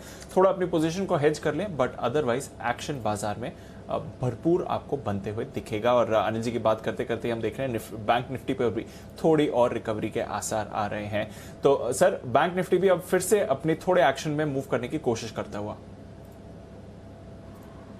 बिल्कुल, तो बड़े मूव की तैयारी दोनों ही जगह होती हुई दिख रही है और बड़ी तैयारी होती दिख रही है एक और स्टॉक में तेजी के लेकर, जहां पर कुशल हमारे साथ हैं और कुशल के साथ साथ विकास सेठी साहब भी हमारे साथ हैं, बाकी मेहमान भी साथ हैं। तो चलते हैं एक जी बिजनेस एक्सक्लूसिव रिसर्च की तरफ और जानते हैं कुशल से। कुशल बताइए क्या है बड़ी खबर और क्या है जी बिजनेस की एक्सक्लूसिव रिसर्च? अनिल जी देखिए, भारतीय डिजिटल पेमेंट इंडस्ट्री में एक बड़ा फिनटेक ट्रांजैक्शन होता हुआ नजर आया है, जहां पर पेयू जो एक पेमेंट गेटवे है, उन्होंने बिलडेस्क का अधिग्रहण $4.7 बिलियन में किया है। अब इससे कौन सी कंपनी है जिसको सबसे बड़ा फायदा हो सकता है? हमारे हिसाब से इन्फीबीम एवेन्यूज वो स्टॉक है जहां पर आपको सबसे बड़ा फोकस अब रखना चाहिए, क्योंकि अगर आप देखें तो एक और पेमेंट गेटवे पेटीएम जो है अपना आईपीओ लाने वाला है करीब 16,600 करोड़ रुपए का, और मार्केट रिपोर्ट्स ऐसा कह रही थी कि पेटीएम जो है इन 3 कंपनियां यानी कि पेयू, बिलडेस्क और इन्फीबीम एवेन्यूज को अधिग्रहण करने के लिए बातचीत कर रही थी, ऐसा मार्केट रिपोर्ट्स कह रही थी। अब आप देखिए, जब पेयू ने बिलडेस्क को एक्वायर कर लिया है तो डेफिनेटली पेयू एक बड़ा कॉम्पिटिटर के रूप में निकलकर आएगा पेटीएम के सामने। एंड हमें लगता है ऐसा कि ऐसा हो सकता है कि इन्फीबीम एवेन्यूज एकमात्र एक ऐसी कंपनी है जिसको पेटीएम जो है अपने आईपीओ के पहले एक्वायर कर सकता है, ताकि उनको और फर्दर प्री आईपीओ वैल्यूएशन जो है बढ़िया रूप में आपको मिलती हुई नजर आए। एंड इसी वजह से हमारा फोकस जो है अब इन्फीबीम एवेन्यूज पर है। तो ये है आपके लिए बड़ी खबर और एक बड़ी डील, दूसरी कंपनी को फायदा। और सेठी साहब, आपको रुकवाने के पीछे मकसद ये था कि आपकी रिकमेंडेशन लिस्ट में ये स्टॉक लगातार रहा है, निचले स्तरों से भी रहा है और आपको पसंद भी रहा है। ये बड़ी खबर जो आती हुई दिखी है, अब कंपटीशन कम होता दिख रहा है। इन्फीबीम एवेन्यूज यहाँ पर अब ज़्यादा नज़र रहेगी पेटीएम की भी, या आप मानकर चल सकते हैं इन्फीबीम के लिए कितने बड़े फायदे की बात, और क्या इन लेवल्स पर भी स्टॉक में निवेश किया जा सकता है? बिल्कुल बिल्कुल Anil ji, thank you so much कि आपको ये याद रहा। इस स्टॉक को मैंने भी 40 रुपए के लेवल पे रिकमेंड करा था और उस समय इसमें with in the next 2-3 days 55 रुपए तक के लेवल्स भी आ गए थे। बहुत ही ये जो खबर है डेफिनेटली बहुत बड़ा पॉजिटिव है इस कंपनी के लिए। और आपको याद हो तो मैंने उस समय भी बताया था, इनके जो क्वार्टरली रिजल्ट के बाद इन्होंने जो स्टेटमेंट दिए थे उसमें इन्होंने रिलायंस जियो, फेसबुक और गूगल के साथ मिलके एक न्यू अम्ब्रेला एंटिटी के लिए एप्लीकेशन किया है आरबीआई के पास, जो कि मतलब अगर उसका अप्रूवल आता है तो डेफिनेटली एक गेम चेंजिंग सिनेरियो होगा इस कंपनी के लिए। और बाकी ये जो खबरें हैं पूरे सेक्टर को वैल्यूएशन के लिहाज से बहुत ही अच्छा रहेगा और मुझे लगता है ये स्टॉक यहाँ से कमाल करना चाहिए। अभी भी कुछ नहीं हुआ, ये तो 45 रुपए के आसपास जो आज के मेरे ख्याल में सर्किट लग जाएगा थोड़ी देर में, बट मुझे लगता है इस स्टॉक में बिल्कुल मीडियम से लंबी अवधि के लिए निवेश करने की सलाह रहेगी। ओके, तो ये है आपके लिए मीडियम से लॉन्ग टर्म के लिए निवेश करने की राय आपके लिए आती हुई दिख रही है इन्फीबीम एवेन्यूज में। इस वक्त ये बड़ा बेनिफिशियरी आपके लिए। सुमित जी, चार्ट देखिए, बताइए। अनिल जी, स्टॉक के अंदर देखिए आज एक स्ट्रॉन्ग अपमूव देखने को मिल रहा है। मेरे को ऐसा लग रहा है कि ये स्टॉक के अंदर जिस तरह का कैंडल फॉर्म हो रहा है और जो न्यूज अभी बताई जा रही है उसको देखते हुए लगता है कि स्टॉक में एक बढ़िया मूव देखने को मिलना चाहिए। आज स्टॉक ने ऑलमोस्ट 20-25 दिन के हाई ब्रेक कर दिए हैं, 200 डीएमए लेवल्स ब्रेक कर रहा है। 45 के ऊपर क्लोजिंग मिलने का मतलब हो गया इन्फीबीम के अंदर ऊपर में 50 से 51 रुपए तक का मूव इमीडिएटली शॉर्ट टर्म में देखने को मिलेगा और पोजीशन नजरिए में 60 रुपए के ऊपर के लेवल इन्फीबीम में देखने को मिल सकते हैं। डिप्स में खरीदारी करें, एग्जिस्टिंग पोजीशंस होल्ड रख के चले। तो ये है आपके लिए इन्फीबीम एवेन्यूज में खरीदारी करने की राय। बेहतरीन तेजी के साथ स्टॉक 18% मजबूत होता हुआ दिख रहा है इस वक्त आपके सामने। ये है दमदार खबर, बड़ा एक्शन स्टॉक में आता हुआ। और सुमित जी भी तैयार है अपनी एक और पिक के साथ। बिल्कुल सुमित जी के लिए सुमित का सुपरहिट।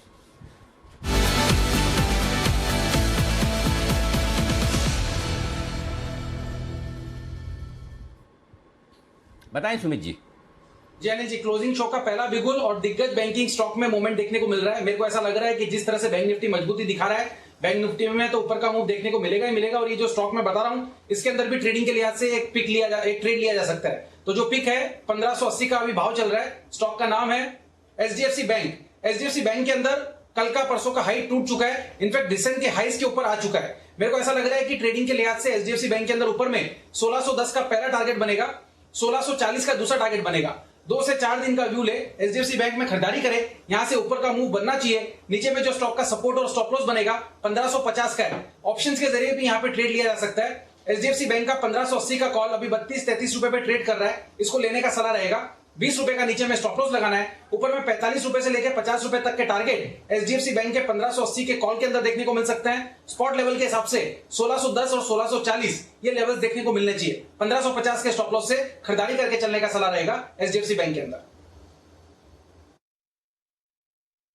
बिल्कुल, तो एचडीएफसी बैंक में करें आप खरीदारी। दिग्गज एचडीएफसी बैंक जब मूव करेगा तो फिर आप एक्सपेक्ट कर सकते हैं बैंक निफ्टी पर उसका कैसा एक्शन आएगा। बैंक निफ्टी भी जैसा हम कह रहे थे निश्चित स्तरों से फिर रिकवर होते हुए दिख रहा है। तो एचडीएफसी बैंक तो कर रहा है मूव, पर एक स्टॉक जो जबरदस्त तेजी में रहा है लगातार और लाइफ हाई पर आज ट्रेड करते हुए दिख रहा है, आईआरसीटीसी। नजर डालिए इस काउंटर पर भी पिछले कुछ दिनों से बढ़िया तेजी आई है इस काउंटर में। क्या है आईआरसीटीसी के लिए बड़ी खबर, आइए जानते हैं। हमारे साथ जुड़ रहे हैं हमारे संवाददाता अनुराग शाह। अनुराग, बताएं क्या चल रहा है आईआरसीटीसी में। देखिए, अभी कुछ दिन पहले ही आईआरसीटीसी ने ऐलान किया था कि जो उनकी प्राइवेट ऑपरेटेड ट्रेन्स हैं तेजस एक्सप्रेस, उनकी जो सर्विस उन्होंने शुरू कर दी है और उसको काफ़ी अच्छा रिस्पांस मिल रहा है।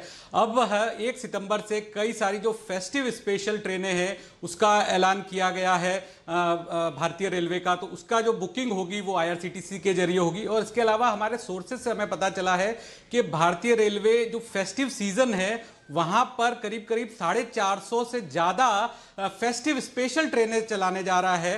तो ये भी जो है पूरी तरह से इसका जो फायदा है वो आईआरसीटीसी को होगा, क्योंकि अभी की स्थिति में जो भारतीय रेलवे की ओवरऑल टिकट बुकिंग होती है उसमें 70% तक जो टिकट बुकिंग होती है वो आईआरसीटीसी के प्लेटफॉर्म से होती है।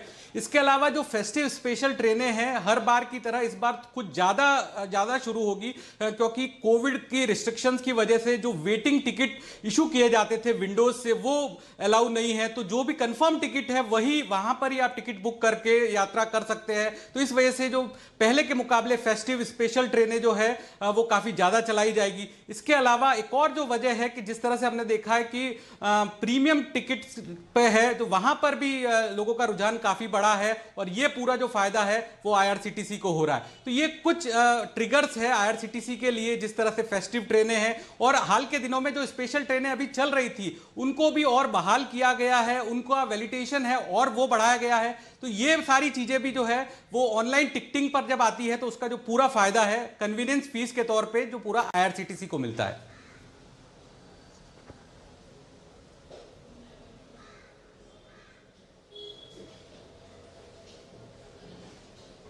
तो ये है आईआरसीटीसी का स्टॉक जहां पर बढ़िया खबरें, अच्छा एक्शन, 2700-2800 तक स्टॉक पहुंचता हुआ लगातार दमदार तेजी वाला प्रदर्शन करता हुआ। हिमांशु जी ने सुबह रिकमेंड भी किया था ये स्टॉक 2800 रुपए का कॉल ऑप्शन के तौर पर। आइए निफ्टी के निशानेबाज नितिन मुरारका हमारे साथ है, करते हैं उनका स्वागत।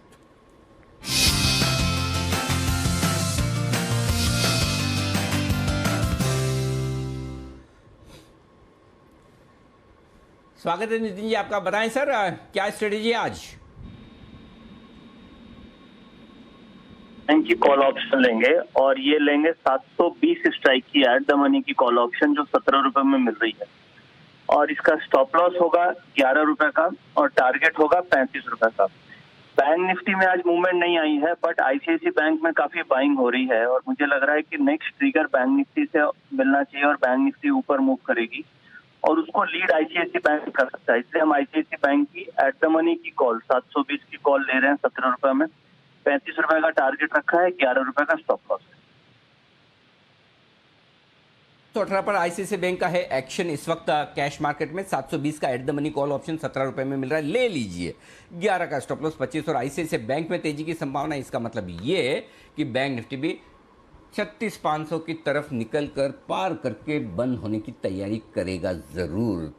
36,400 पर आता हुआ दोनों खरीदिए, निफ्टी और बैंक निफ्टी। निफ्टी तो जरूर खरीदिए, ये आई थी 2:30 बजे की स्ट्रेटेजी में। देखिए धीमे धीमे वहां से मजबूती बनाता हुआ आपके सामने स्टॉक आता हुआ दिख रहा है। स्टॉक आता हुआ दिख रहा है एक और एक्शन में, और वो है भारतीय एयरटेल। अभी शो की शुरुआत में वागले साहब, आशीष केलकर साहब, मुदित गोयल साहब हमारे नए एक्सक्लूसिव मेहमान, तीनों ने एक साथ रिकमेंड किया और स्टॉक में देखिए जबरदस्त एक्शन बनता हुआ दिख रहा है। वागले साहब एक बार जल्दी से अपडेट दें, जिन लोगों ने खरीदा है भारतीय एयरटेल, आप तीनों की रिकमेंडेशन पे क्या करें? अनिल जी, हमने 651-52 में बात की थी, अभी 666 ऑलरेडी है। एक छोटा वाला रेजिस्टेंस है 668 के आसपास, तो मैं कहता हूं यहां पर बुक कर ले जिन्होंने इंट्राडे के व्यू से लिया है। जिनका पोजिशनल व्यू है मेरा 675 टू 680 का टारगेट अभी भी बरकरार है। आप अभी स्टॉप लॉस 645 के आसपास ट्रेल करें तो आपका रिस्क बहुत कम हो जाएगा, और अभी भी मुझे पोजिशनली 680 685 तक का अपसाइड दिख रहा है। ओके, तो 686 685 के लेवल्स पर रखिए नजर। और बड़ी मूव है भारतीय एयरटेल में, फिलहाल डेज हाई पर ट्रेड करते हुआ 7.5% का एक्शन इसमें आपको दिख रहा है। एक बिगुल अब सिमी जी के लिए, सिमी के नॉन स्टॉप शेयर्स।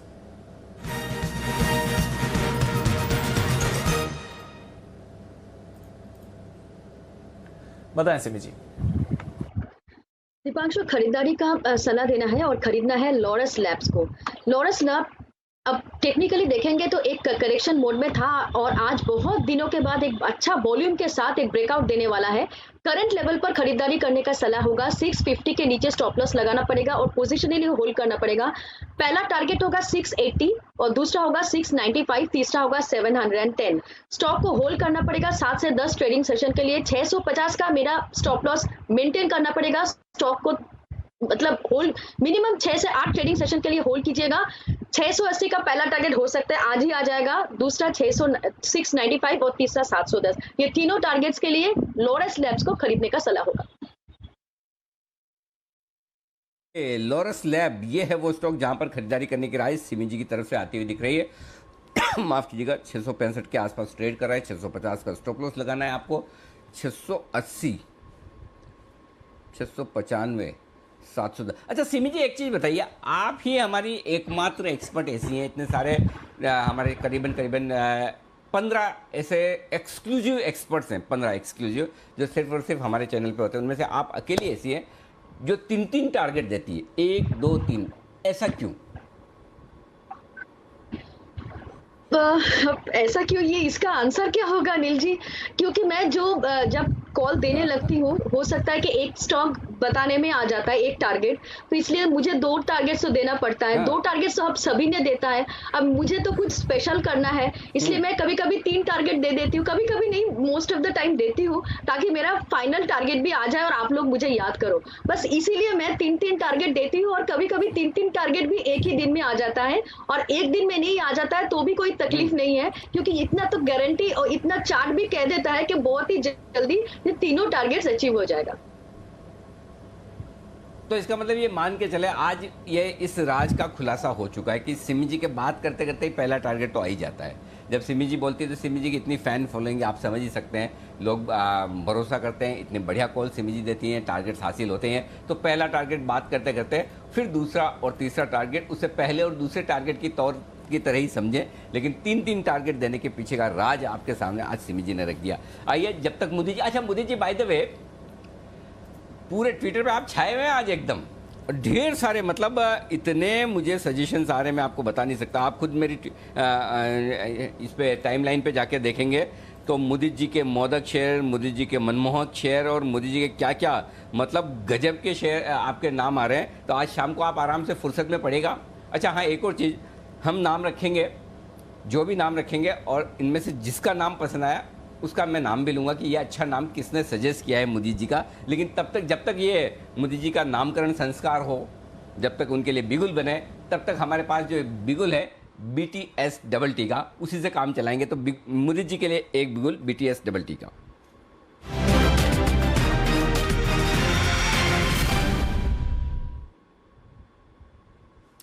बताएं मोदी जी। जी देखिए, जो स्टॉक मेरे पास है, जिस आज जी बिजनेस में मैंने अपनी पारी की शुरुआत करी, और पहला स्टॉक भारतीय एयरटेल दिया, देने के बाद वहां से 12-13 रुपए का अपसाइड मूव देखने को मिला है। उसी तरह का स्टॉक मैंने अभी फाइंड किया है और स्टॉक का नाम है श्रीराम ट्रांसपोर्ट फाइनेंस।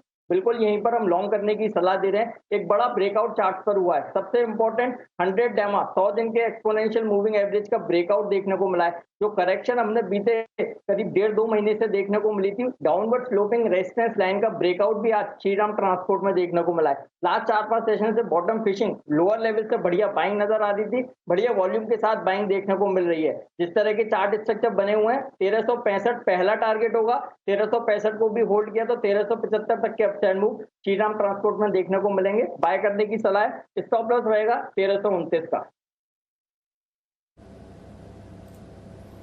ओके, तो 1329 के स्टॉप लॉस के साथ खरीदारी करें श्रीराम ट्रांसपोर्ट फाइनेंस। यहां पर आप बढ़िया मूव आते हुए देख सकते हैं, नजर रहेगी इस काउंटर पर भी।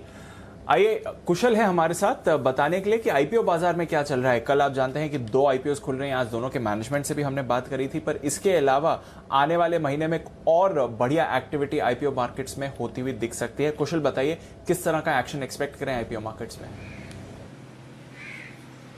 बिल्कुल, तो जो मोमेंटम है आईपीओ का दीपांशु, वो बरकरार रहने वाला है और जिस तरह का बाजार है अभी, डेफिनेटली और सारी आईपीओज भी अपने डीआरएचपी मुझे लग रहा है कि फाइल करते हुए नजर आएंगे। आप देखिए, गो फर्स्ट और साथ ही जो श्री बजरंग पावर एंड इस्पात लिमिटेड है, उन दोनों के आईपीओ को सेबी से अभी मंजूरी मिल गई है। आज हमने सुबह ही आपको ये अपडेट किया था। गो फर्स्ट का तो 3600 करोड़ रुपए का आईपीओ था और साथ ही श्री बजरंग पावर एंड इस्पात का 700 करोड़ रुपए का आईपीओ को सेबी ने मंजूरी दी है। इनफैक्ट सेबी ने और भी कई सारी कंपनियों के आईपीओ को मंजूरी दी है जिन्होंने भी अपने ड्राफ्ट्स फाइल किए थे। कुल मिलाकर 11,400 करोड़ रुपए का ये करीबन जो है आंकड़ा बनता हुआ नजर आ रहा है, जिसमें आदित्य बिरला सन लाइफ एएमसी सबसे पहले 3,000 करोड़ रुपए का अनुमानित आईपीओ इनका है, जहां पर सेबी से इनको मंजूरी मिली है। साथ ही पेन्ना सीमेंट 1550 करोड़ रुपए का ये आईपीओ है और स्मॉल फाइनेंस बैंक यहां पर भी नजर रखिए, क्योंकि यहां पर मैं देख रहा हूं लिस्ट में Utkarsh small finance bank, Fincare small finance bank, साथ ही जाना स्मॉल फाइनेंस बैंक, ये 3 स्मॉल फाइनेंस बैंक के आईपीओ को भी सेबी ने मंजूरी दे दी है। तो डेफिनेटली ये भी पाइपलाइन में है, ये भी आगे आते हुए नजर आएंगे सितंबर महीने में या उसके बाद।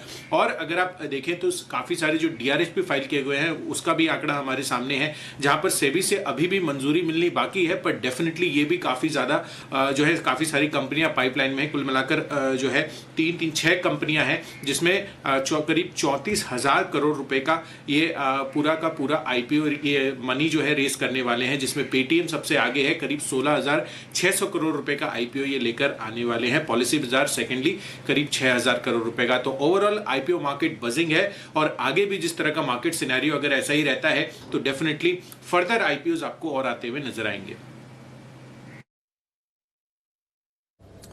बिल्कुल, तो बहुत ही बजिंग आईपीओ मार्केट है और हम लगातार इन आईपीओस पर चर्चा भी करते हैं। और अनिल जी, कल 2 आईपीओस खुल रही हैं, उस पर भी आपकी राय जानूंगा। कल सुबह हम इस पर डिस्कशन करेंगे, बट एक बार फिर से आईपीओ मार्केट्स गर्म होती हुई दिख रही हैं सर। जिस तरह से मार्केट्स में रिवाइवल है, वैसा ही रिवाइवल अब आईपीओ में भी एक्सपेक्ट करें, जो अभी रिसेंटली डिप हुआ था उसके बाद? दीप, बड़ा मुश्किल सवाल पूछा है और उसका मुश्किल इसलिए कि इसका स्टैंडर्ड आंसर है नहीं। जब तक कि आईपीओ का एक्चुअली है ना, वो वैसे देखना पड़ेगा कि हर एक कंपनी का अलग अलग सिस्टम है, अलग अलग वैल्यूशन है, अलग अलग सेक्टर हैं। तो मेरा ये समझना है कि हाँ, ये ज़रूर है कि जो अनाप शनाप रेस्पॉन्स और अफलातून लिस्टिंग, उससे हम थोड़े रीजनेबल लेवल पर आ गए, जो अच्छा है। कि मतलब नहीं तो क्या होता है कि ये आप देखिए ना, कितने सारे आईपीओ में क्यूआईबी कैटेगरी 25-25 गुना भर रही है और लिस्टिंग के दिन नीचे है। अरे भाई, तो इशू प्राइस के दिन और पहले दिन नीचे मिल रहा था, तो 7 दिन पहले ऐसा क्या था कि लाइन लगा के खड़े, हमको भी दे दो, हमको भी दे दो, हमको भी दे दो, और 7 दिन बाद जब लिस्ट हो रहा है, नीचे हो रहा है, तो लेने को तैयार नहीं है। तो ये बड़ी विचित्र सी स्थिति है, तो हुई है। अब यही है, बाजार के मूड माहौल के साथ होता है। तो एक बार चोपड़ा साहब से राय ली जाए इस पर। चोपड़ा साहब, क्या उम्मीद करें कि फिर से जो अब नई लंबी लिस्ट आ रही है आईपीओ की, 30 दिनों में 30 से ज़्यादा आईपीओ फाइल हुए हैं, क्या कुछ और रौनक लौटेगी और क्या आईपीओ में वापस से दमदार सब्सक्रिप्शन और अच्छी लिस्टिंग का सिलसिला दिखेगा सर? ठीक है अनिल जी, मेरा जो देखने का नजरिया है बाजार का, वो फंडामेंटल है। और फंडामेंटली स्पीकिंग 2 चीजें होती हैं, एक होता है वैल्यू, एक होता है वैल्यूएशन।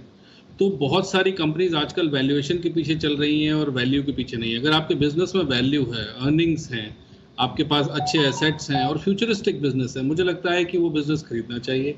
और जहां पर केवल वैल्यूएशन के भरोसे जब कंपनीज चलती हैं, तो मुझे लगता है वहां पे कहीं ना कहीं जाके अभी मतलब चाहे लिस्टिंग हो, चाहे लिस्टिंग के थोड़े दिन बाद एक्सीडेंट होना निश्चित है।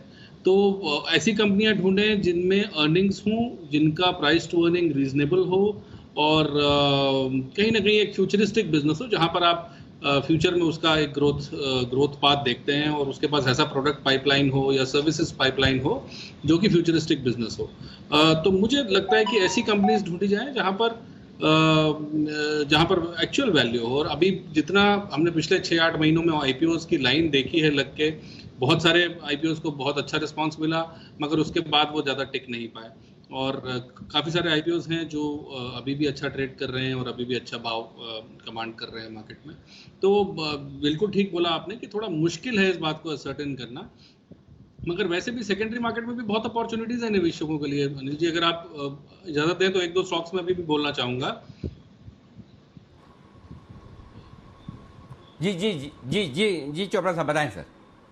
मुझे इस समय वोल्टास अच्छा लगता है, और वोल्टास टाटा की अग्रणी कंपनी है और काफ़ी सालों से ये मार्केट में है। और जैसे अभी इंफ्रा पे भी काफ़ी पुश आया, तो हमने ये देखा है। अब ये मुझे नहीं लगता बहुत सारे लोग ये बात जानते हैं, मगर काफ़ी कुछ कैपिटल गुड्स में, अर्थ मूवर्स में भी वोल्टास के प्रोडक्ट्स हैं। और मुझे लगता है वोल्टास जैसी कंपनी जो अभी जहाँ जिस वैल्यूएशन पे अवेलेबल है, आसानी से आपको 1040 से 1050 तक जाती दिखेगी। तो यहाँ से भी 50 से 60 रुपए का अच्छा मूवमेंट देखने को मिल सकता है। और बहुत अच्छी स्टेबल कंपनी है, टाटास की कंपनी है। तो वोल्टास को मैं रिकमेंड करना चाहूँगा इस भाव पर। और एक चीज़ और मैं रिमाइंड करना चाहूँगा, लास्ट वीक मैंने रिकमेंड किया था अनिल जी, इंसेक्टिसाइड्स इंडिया। मुझे नहीं पता आप कभी बिगुल बजाते हैं कि नहीं मेरी बात पे, मगर करीब 680 से 750 का टारगेट मैंने दिया था इस कंपनी का, तो ये अचीव हो गया है। और मुझे यहाँ से भी लगता है कि करीब करीब ये 840-850 तक जा सकता है। इसका कारण सिंपली ये है, जो मैंने पहले भी बोला, कि अभी भी 13-14 की प्राइस टू अर्निंग पे अवेलेबल है। अपने पूरे एग्रोकेमिकल स्पेस में ऐसी कंपनी है जो कि सबसे कम प्राइस टू अर्निंग पे अवेलेबल है। तो ये कंपनी मुझे बहुत अच्छी लगती है, बैक बाय अर्निंग्स है, पुरानी कंपनी है, प्रोडक्ट्स अच्छे हैं, डिस्ट्रीब्यूशन चैनल अच्छा है। तो इंसेक्टिसाइड्स इंडिया में यहाँ से भी खरीदारी की जा सकती है 840-850 के भाव के लिए। और दूसरा जो स्टॉक मैंने बोला वो वोल्टास है, जो मुझे लगता है 1050 तक जा सकता है। बिल्कुल सर, स्क्रीन देखिए, आपकी रिकमेंडेशन बिल्कुल स्क्रीन पर फ्लैश होते हुए दिख रही है। 1050 के लक्ष्य के साथ वोल्टास में खरीदारी का बिल्कुल ट्रैक रिकॉर्ड कंप्लीट है सर एकदम। वो एक कौन सी पिक्चर में गाना था, शान में था, जरा बंसल जी बताएंगे। अरे बंसल जी को जरा लाइए स्क्रीन पर। बंसल जी आपके ज़माने का था, हमारे ज़माने का वो कौन सा था, वो नाम अब्दुल है मेरा, सब पे नज़र रखता हूँ, शान पिक्चर के था ना गाना, कौन सी पिक्चर का था? मेरे ख्याल से उस मूवी में मोहसिन खान हुआ करते थे। बिल्कुल अनिल जी, शान पिक्चर का गाना था। मजर खान ने, अनिल जी मजर खान पे पिक्चराइज था। मजर खान, नॉट मोहसिन खान, मजर खान। हाँ अनिल जी शान पिक्चर का गाना था। और अनिल जी एक चीज बोलना चाहूंगा, देखिए अनिल जी, विजय चोपड़ा जी जो कह रहे हैं ना कि बिगुल बिगुल, देखिए विजय चोपड़ा जी आप बिल्कुल चिंता मत कीजिए। विजय चोपड़ा जी बिल्कुल चिंता मत कीजिए। सबसे ज्यादा टाइम इस पैनल पे किसी को बोलने का मिलता है तो वो है आशु मदान जी, और उसके बाद किसी का नंबर आता है तो वो आप हैं। तो आप प्रिविलेज पैनलिस्ट हैं, आप चिंता मत कीजिए, बिगुल बिगुल के चक्कर में ना पड़े आप।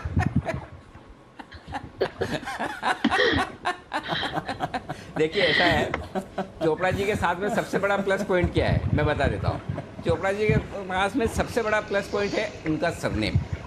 आप मतलब किसी भी फील्ड में देख लो, कौन से फील्ड में चोपड़ा नहीं है, है? कौन से फील्ड में नहीं है? यश चोपड़ा से लेके प्रियंका चोपड़ा से लेके नीरज चोपड़ा, एक वो शायद स्पोर्ट्स में ही बचे थे, वो भी आ गए। और मतलब हमारे मार्केट में विजय चोपड़ा साहब तो, और अच्छा जानबूझ के मैं प्रेम चोपड़ा साहब का नाम नहीं ले रहा हूँ, वो भी बड़े आदरणीय है नहीं तो आप कहेंगे कॉम्प्लीमेंट दे रही है क्या कर रहे हैं लेकिन कौन से फील्ड में चोपड़ा रही है, तो सर आप तो वैसे भी हमारे बहुत सम्माननीय है, इसमें कोई डाउट ही नहीं है। जी चोपड़ा साहब जी। वैसे बहुत लोग, मेरे दोस्त पूछा करते थे कि आप प्रेम चोपड़ा जी से रिलेटेड तो नहीं है, तो मेरा आंसर हाँ होता था, मेरा जवाब हाँ होता था। मेरे ताऊ जी का नाम हकीकत में प्रेम चोपड़ा था, तो कई बार मेरा मजाक भी उड़ाया जाता था, कई बार इस बात को लोग क्या करते थे सच्चाई के। तो और बंसल जी धन्यवाद आपका। नीरज चोपड़ा साहब के मैंने कभी वैसे बिगुल के डिमांड नहीं करी, बट एक टारगेट हिट हुआ था, इसलिए मैंने निवेशकों के लिए, दर्शकों के लिए बात बोली कि अभी भी ये स्टॉक अच्छा लगता है यहाँ से भी। नहीं बिल्कुल। और आप देखिए, अब तो वैसे भी नीरज चोपड़ा साहब ने जब से गोल्ड मेडल जीता है तब से तो और ज़्यादा सम्मान बढ़ गया है, कोई सवाल ही नहीं। चलिए, तो ये है विजय चोपड़ा साहब की राय आपके लिए। आइए, तैयार है? ओह माय गॉड, ये 2 बजे जब हम शो की शुरुआत कर रहे थे दीप, तब नेहा ने टॉस किया था। नेहा पूछी थी 1:50 पे नेहा आनंद कि ये रुकने वाला है कि नहीं, तब हम ये कह रहे थे नहीं ये रुकेगा नहीं। 2:30 बजे जब हमने डेटा का विश्लेषण किया, निफ्टी अभी खरीदना चाहिए। और इस बार दीप आपको याद होगा, बड़े लंबे समय बाद ऐसा हुआ है कि मैंने 2:30 बजे ये कहा कि अभी खरीदना चाहिए, क्योंकि 2:30 से 3:30 के बीच का, जबकि आज तो 2:40 पर हमने स्ट्रेटेजी की थी, उसके बाद समय कम बचता है कि आप एक साइजेबल गेन ले पाएँ। और तब निफ्टी खरीदने की राय थी। आप देखिए निफ्टी क्या दौड़ लगाता हुआ नजर आ रहा है। मेरे ख्याल से 17,150 60 के आसपास, 17,040-50 के आसपास था, वहाँ से 75 पॉइंट की तेज दौड़ लगाता हुआ 17,200 17,250 के टारगेट की तरफ तेजी से बढ़ता हुआ। तो बहुत ही बेहतरीन, बहुत ही दमदार मूव आया है कई दिनों की छुट्टी के बाद। छुट्टी तो नहीं, मतलब ऐसे तो काम ही कर रहे हैं, लेकिन नहीं के बराबर कर रहे हैं। वो है आशीष चतुर्वेदी, तैयार है आज बड़े दिनों के बाद बैन से बेनिफिट लेकर।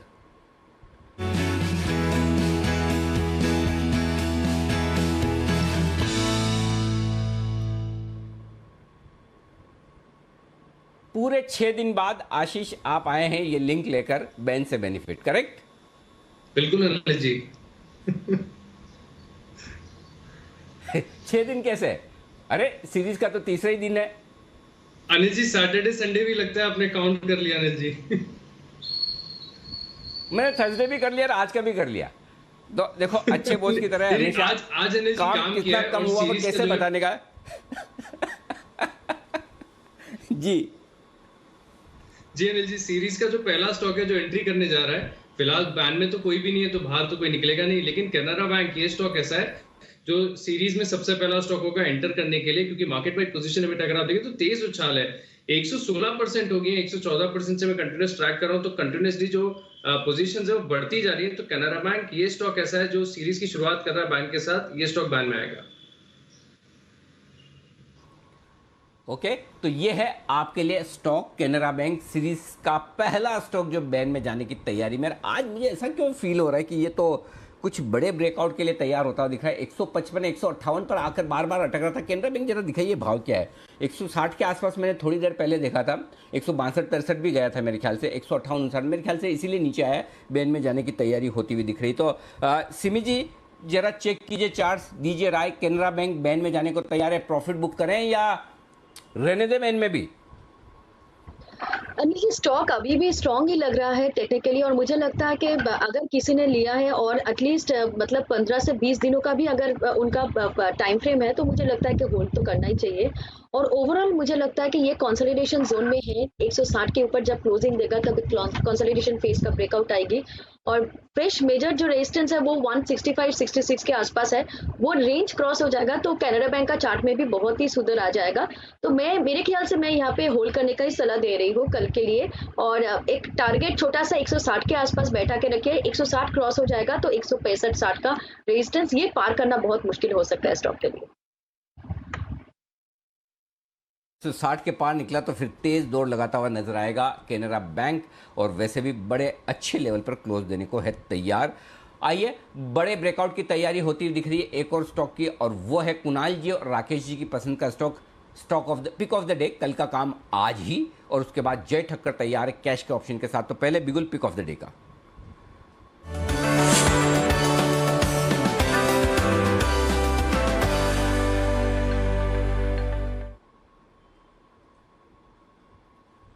बताएं सर।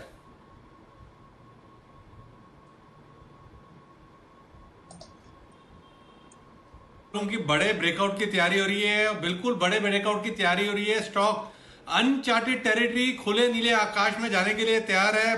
बड़े चार्ट पर बड़े ब्रेकआउट की कगार पर स्टॉक है एसबीआई कार्ड, इसको मिस नहीं करना चाहिए। जिस तरीके का टेक्निकल स्ट्रक्चर है, डबल टॉप के ऊपर निकलने की तैयारी कर रहा है, और जैसे ही निकलेगा बड़ी तेजी से भागेगा, तब पकड़ना मुश्किल होगा। इन स्तरों पर एसबीआई कार्ड को खरीदने की राय है। ओवर टू कुणाल जी।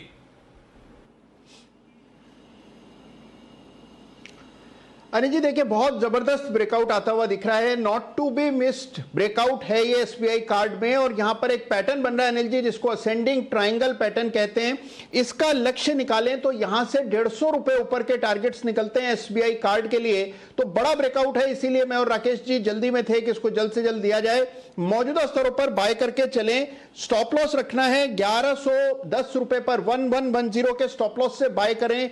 पहला टारगेट होगा 1175 रुपए का, दूसरा टारगेट 1200 रुपए का, तो 1200 के फर्स्ट टारगेट के लिए बाय करें एसबीआई कार्ड। बिल्कुल, तो 1200 की तरफ जा रहा है एसबीआई कार्ड, नजर रखिए। बढ़िया ब्रेकआउट इस पर आते हुए दिख रहा है। फिलहाल 4.5% की तेजी है काउंटर में। आइए स्वागत करते हैं जय ठक्कर का, जुड़ रहे हैं हमारे साथ कैश के ऑप्शन के लिए।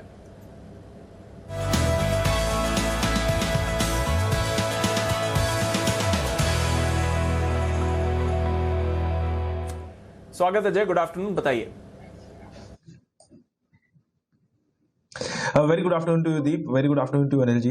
दीप, निफ्टी में जबरदस्त तेजी देखने मिल रही है। इनफैक्ट 17,200 का हमारा टारगेट से 17,150 ऑलमोस्ट देखने मिल रहा है, जो सुपर फास्ट फ्यूचर्स में ही दिया था आज। मुझे ऐसा लग रहा है कि वो टारगेट एक्सटेंड अभी और हो जाएगा। ऊपर में 17,290 का टारगेट है निफ्टी में, बट मैं रिस्क रिवॉर्ड वाइज अभी देना चाहूंगा बैंक निफ्टी। हालांकि निफ्टी में मुझे तेजी लग रही है और भी यहाँ से मूव देखने मिलेगा, बट मुझे ऐसा लग रहा है कि बैंक निफ्टी में अब यहाँ से दूसरा एक कॉल हम लेंगे, क्योंकि 36,200 में 2 बार हमने प्रॉफिट बुक करने की सलाह दी है दीपांशु। तो अब मुझे ऐसा लग रहा है कि बैंक निफ्टी में 36,500 के लेवल्स निकल जाएंगे, एंड इसीलिए मुझे ऐसा लग रहा है कि यहाँ पे 36,400 का एक कॉल ऑप्शन खरीद कर हम चल सकते हैं। Almost at the money call option है दीप। तो यहाँ का इसका रेट चल रहा है लगभग 228 के आसपास ये ट्रेड कर रहा है, 228। सो बैंक निफ्टी का 36,400 के स्ट्राइक का कॉल ऑप्शन खरीदे 228 पर। दीप, यहाँ पे आपका स्टॉप लॉस रहेगा 110 का। वो अपसाइड फर्स्ट टारगेट इसका बनेगा 374 का। सेकंड टारगेट जो मैं देख रहा हूँ वो है 440 का। सो 374 एंड 440 ये 2 टारगेट्स के लिए बैंक निफ्टी का 36,400 के स्ट्राइक का कॉल खरीदे। आई होप के जो हिसाब से निफ्टी में एक से एक लेवल जो ब्रेकआउट हो रहे हैं, जैसे 17,000 एक साइकोलॉजिकल लेवल था, वो आज सुबह थोड़ा सस्टेन किया तो उसके ऊपर हमें इतना बढ़िया मूव देखने मिला। सिमिलरली 36,500 का लेवल जो है वो बैंक निफ्टी में बहुत ही इंपॉर्टेंट साइकोलॉजिकल लेवल है और हर्डल भी है डेटा वाइज। 36,500 निकलता है तो स्ट्रेट 800 पॉइंट तक दूसरा कोई रेजिस्टेंस नहीं है बैंक निफ्टी में। फिर 37,200 के लेवल्स हमें देखने मिलेंगे। सो अगर वो हो जाता है कल के ट्रेडिंग सेशन में तो आई थिंक अच्छा खासा मूव वहां पे देखने मिलेगा। तो मैं प्रीएम कर रहा हूँ वो ब्रेकआउट, इसीलिए BTST के पॉइंट ऑफ व्यू से ये कॉल ऑप्शन खरीद के चल सकते हैं। तो बैंक निफ्टी का कॉल ऑप्शन खरीदारी करने की राय है आपके लिए। 36,400 का in the money call option तैयार है, ये भी आपके लिए तेजी के लिए। आज से बैक टू बैक ढेर सारे बिगुल है। सिमी जी, सुमित जी, मुदित जी, वागले साहब लाइन में एक के बाद एक। सिमी जी का नॉन स्टॉप शेयर।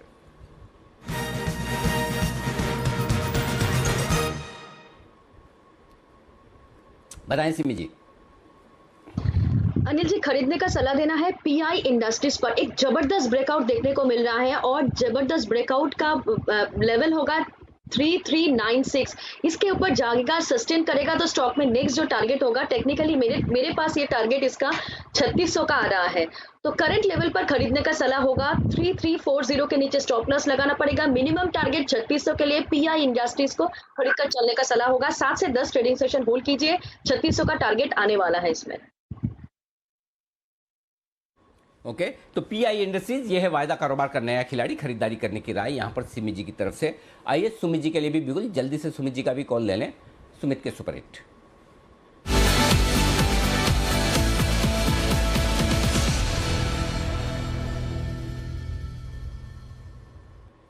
बताएं सुमित जी।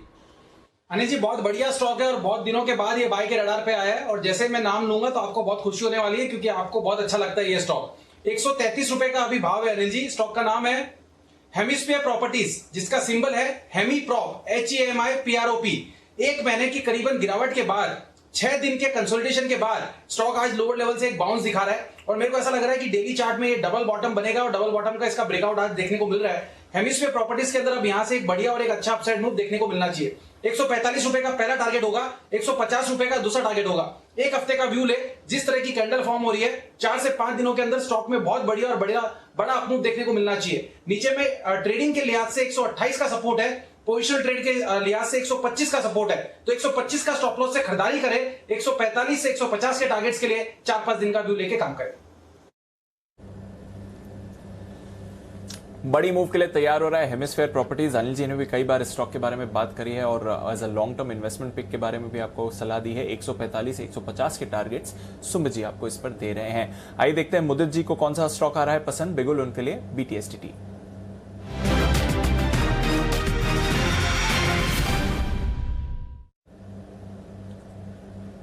बताएं मुदित जी।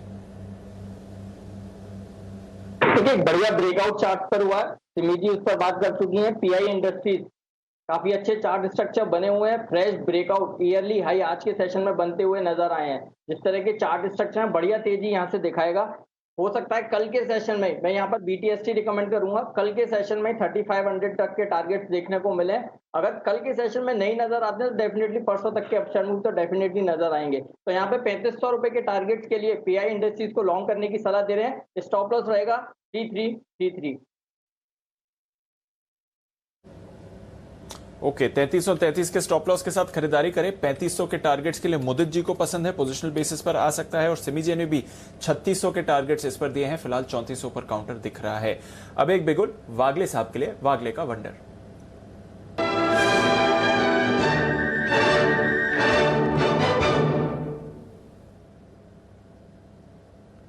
वागले साहब बताएं सर। दीपांशु, मेरा BTST होगा एशियन पेंट्स में। ये 3200 का एक मल्टीपल रेजिस्टेंस क्लियर करने की तैयारी में है। 3200 जैसे क्लियर करेगा अच्छी खासी मूव इसमें आनी चाहिए। अभी 3197 है। 3200 के पार करने के बाद ये 100 रुपए की मूव कल के दिन में दे सकता है। 3300 का मेरा टारगेट होगा। मेरा स्टॉप लॉस होगा 3175। ओके, तो एशियन पेंट्स यहां पर है वागले साहब का कन्विक्शन। टाइट स्टॉप लॉस के साथ 3300 के टारगेट के लिए करें खरीदारी। जय को भी पसंद है एक ट्रेड, बिगुल उनके लिए जय का jackpot.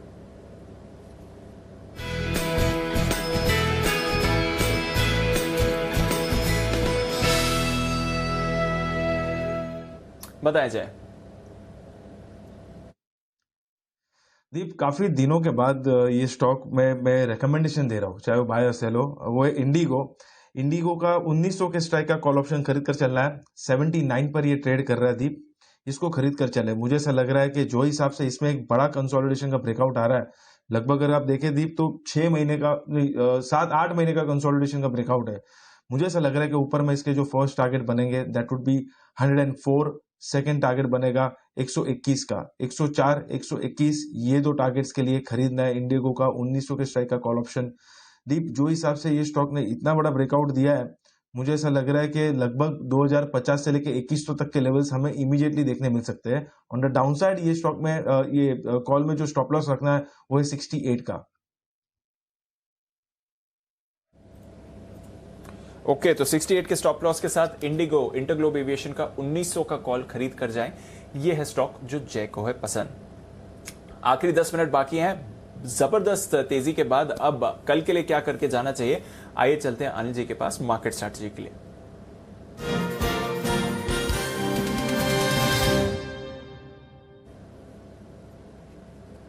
Anil ji, back to back 200 point से ज्यादा की तेजी आप निफ्टी में दोनों दिनों में देख रहे हैं सर। और इस समय ग्लोबल मार्केट्स का भी पूरा सहारा है। डाउ फ्यूचर्स 70 अंक मजबूत, नैस्डैक फ्यूचर्स में 1/4% की आपको तेजी दिख रही है। यूरोप में मिला जुला कारोबार है बट पॉजिटिविटी ही ज्यादातर दिख रही है। कच्चे तेल के दाम भी थोड़े फिसलते हुए दिखे हैं।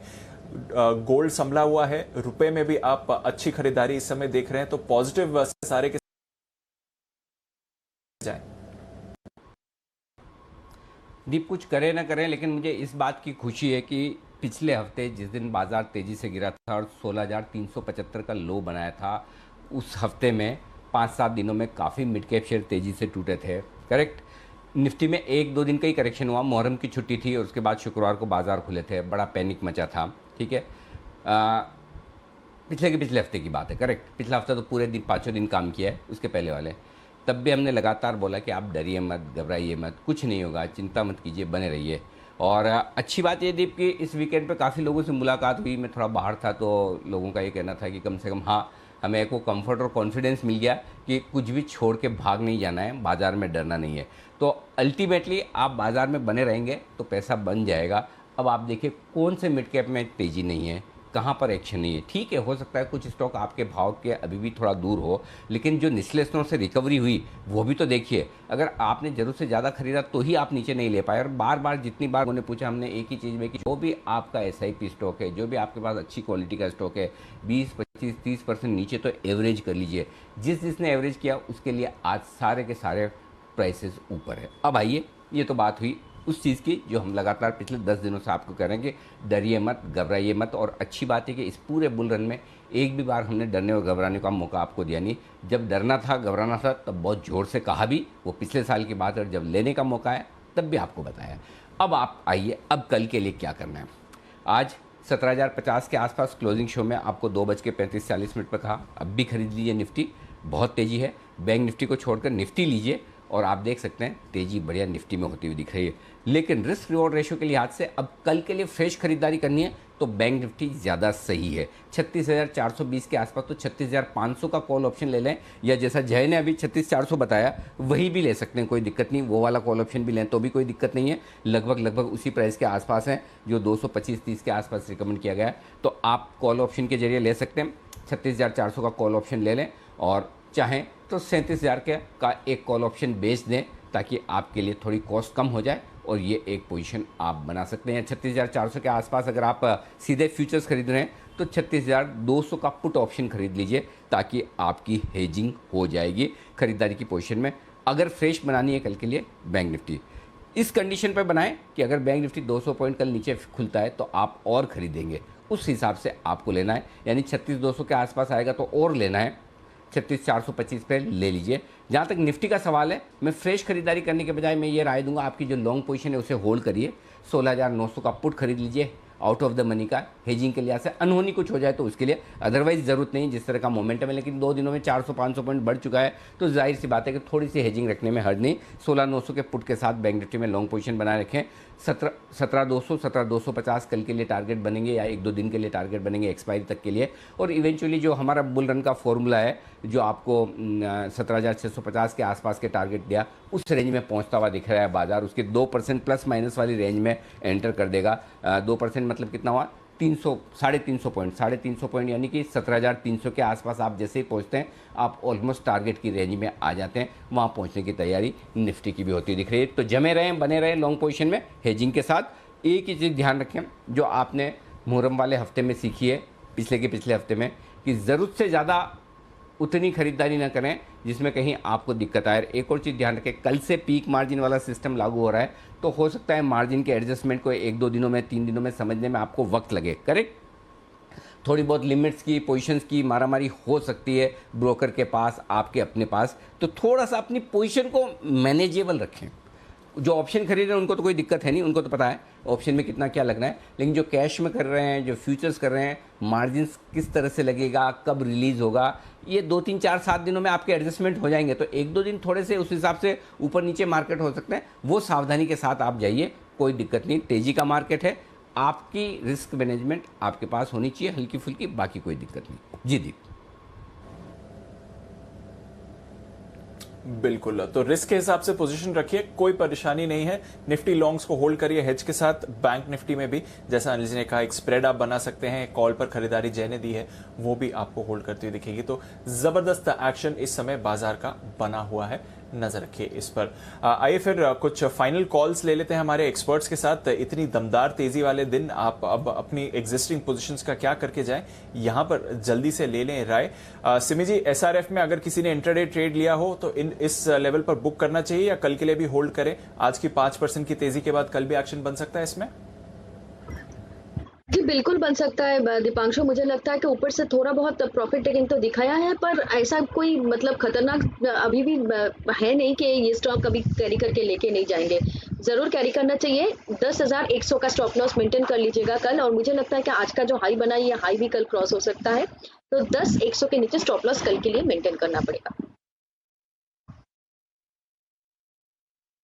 यह है आपके लिए एसआरएफ 10,100 का आपका ट्रेडिंग स्टॉप लॉस अब इस पर बन जाएगा। आइशर मोटर्स, बंसल जी इस पर राय दें। 4% ऊपर था, कल ऑटो बिक्री के आंकड़े आएंगे तो वहां पर सबकी नजर रहेगी। आइशर पर क्या करके जाएं?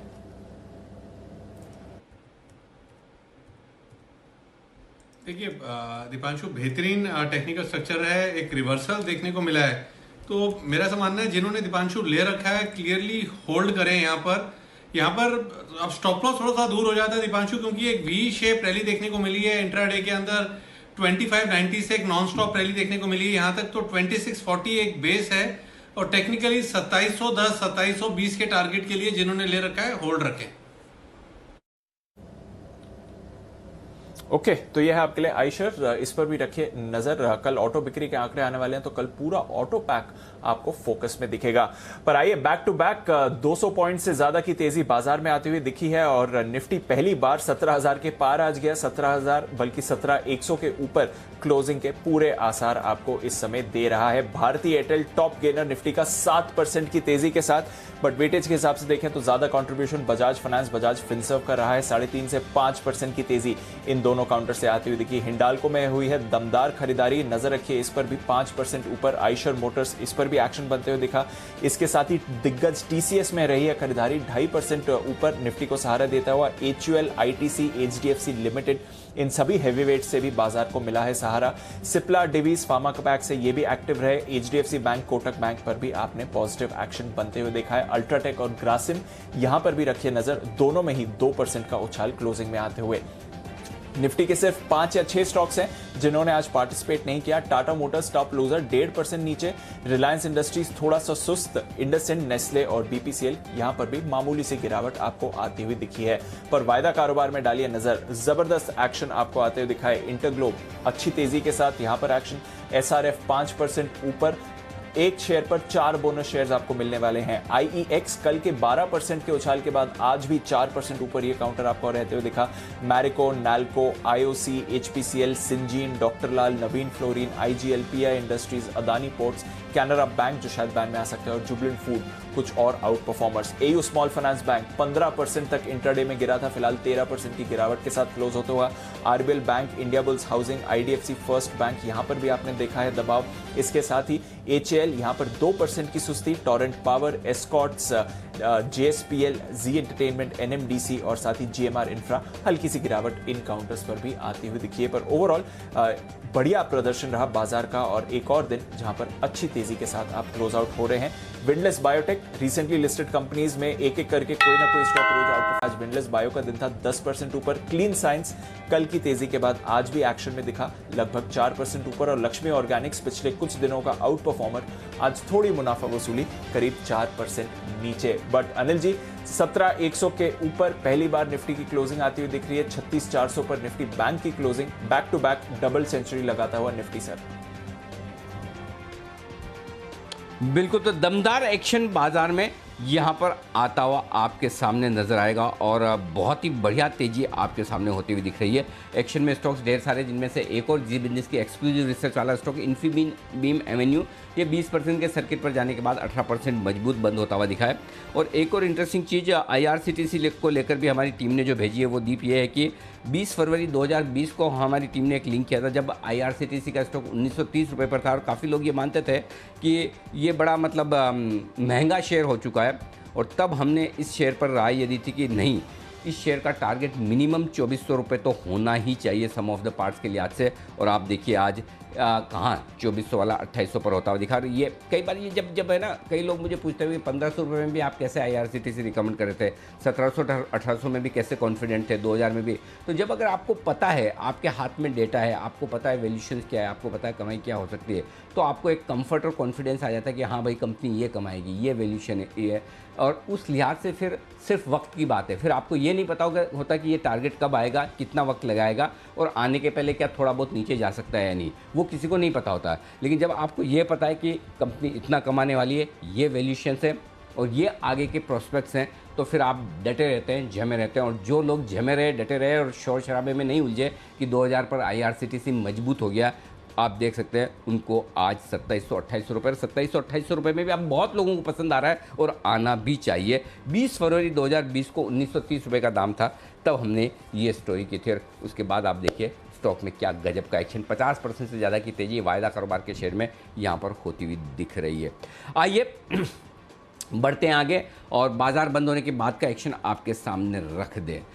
आप और हम भले ये मानते हो कि भारतीय खाना दुनिया में सबसे ज़्यादा पौष्टिक होता है और इसमें पोषक तत्वों की मात्रा सबसे ज़्यादा होती है, लेकिन वर्ल्ड हेल्थ ऑर्गेनाइजेशन यानी कि WHO ऐसा नहीं मानता।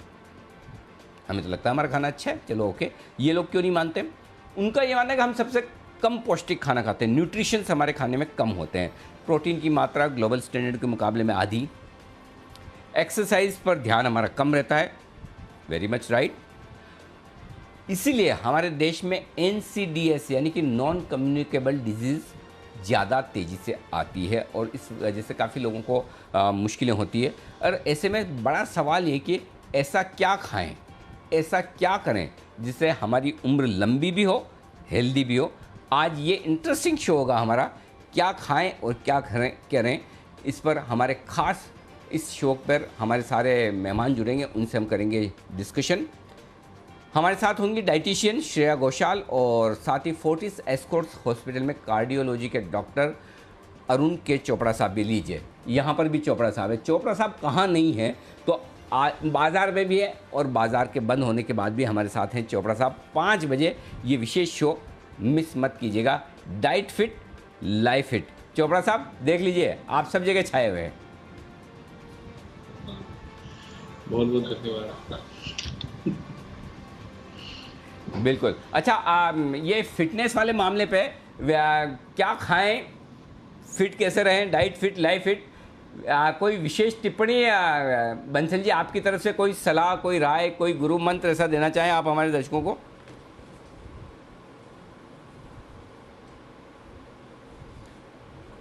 देखिए अनिल जी, अच्छी चीज़ें, हेल्दी चीज़ें खानी चाहिए अनिल जी। अब टीवी पे अनिल जी बोलता मैं अच्छा नहीं लगूंगा, राय तो मैं देना चाहता हूँ, तो अनिल जी मैं राय पर्सनली दे दूंगा सारे पैनलिस्ट को।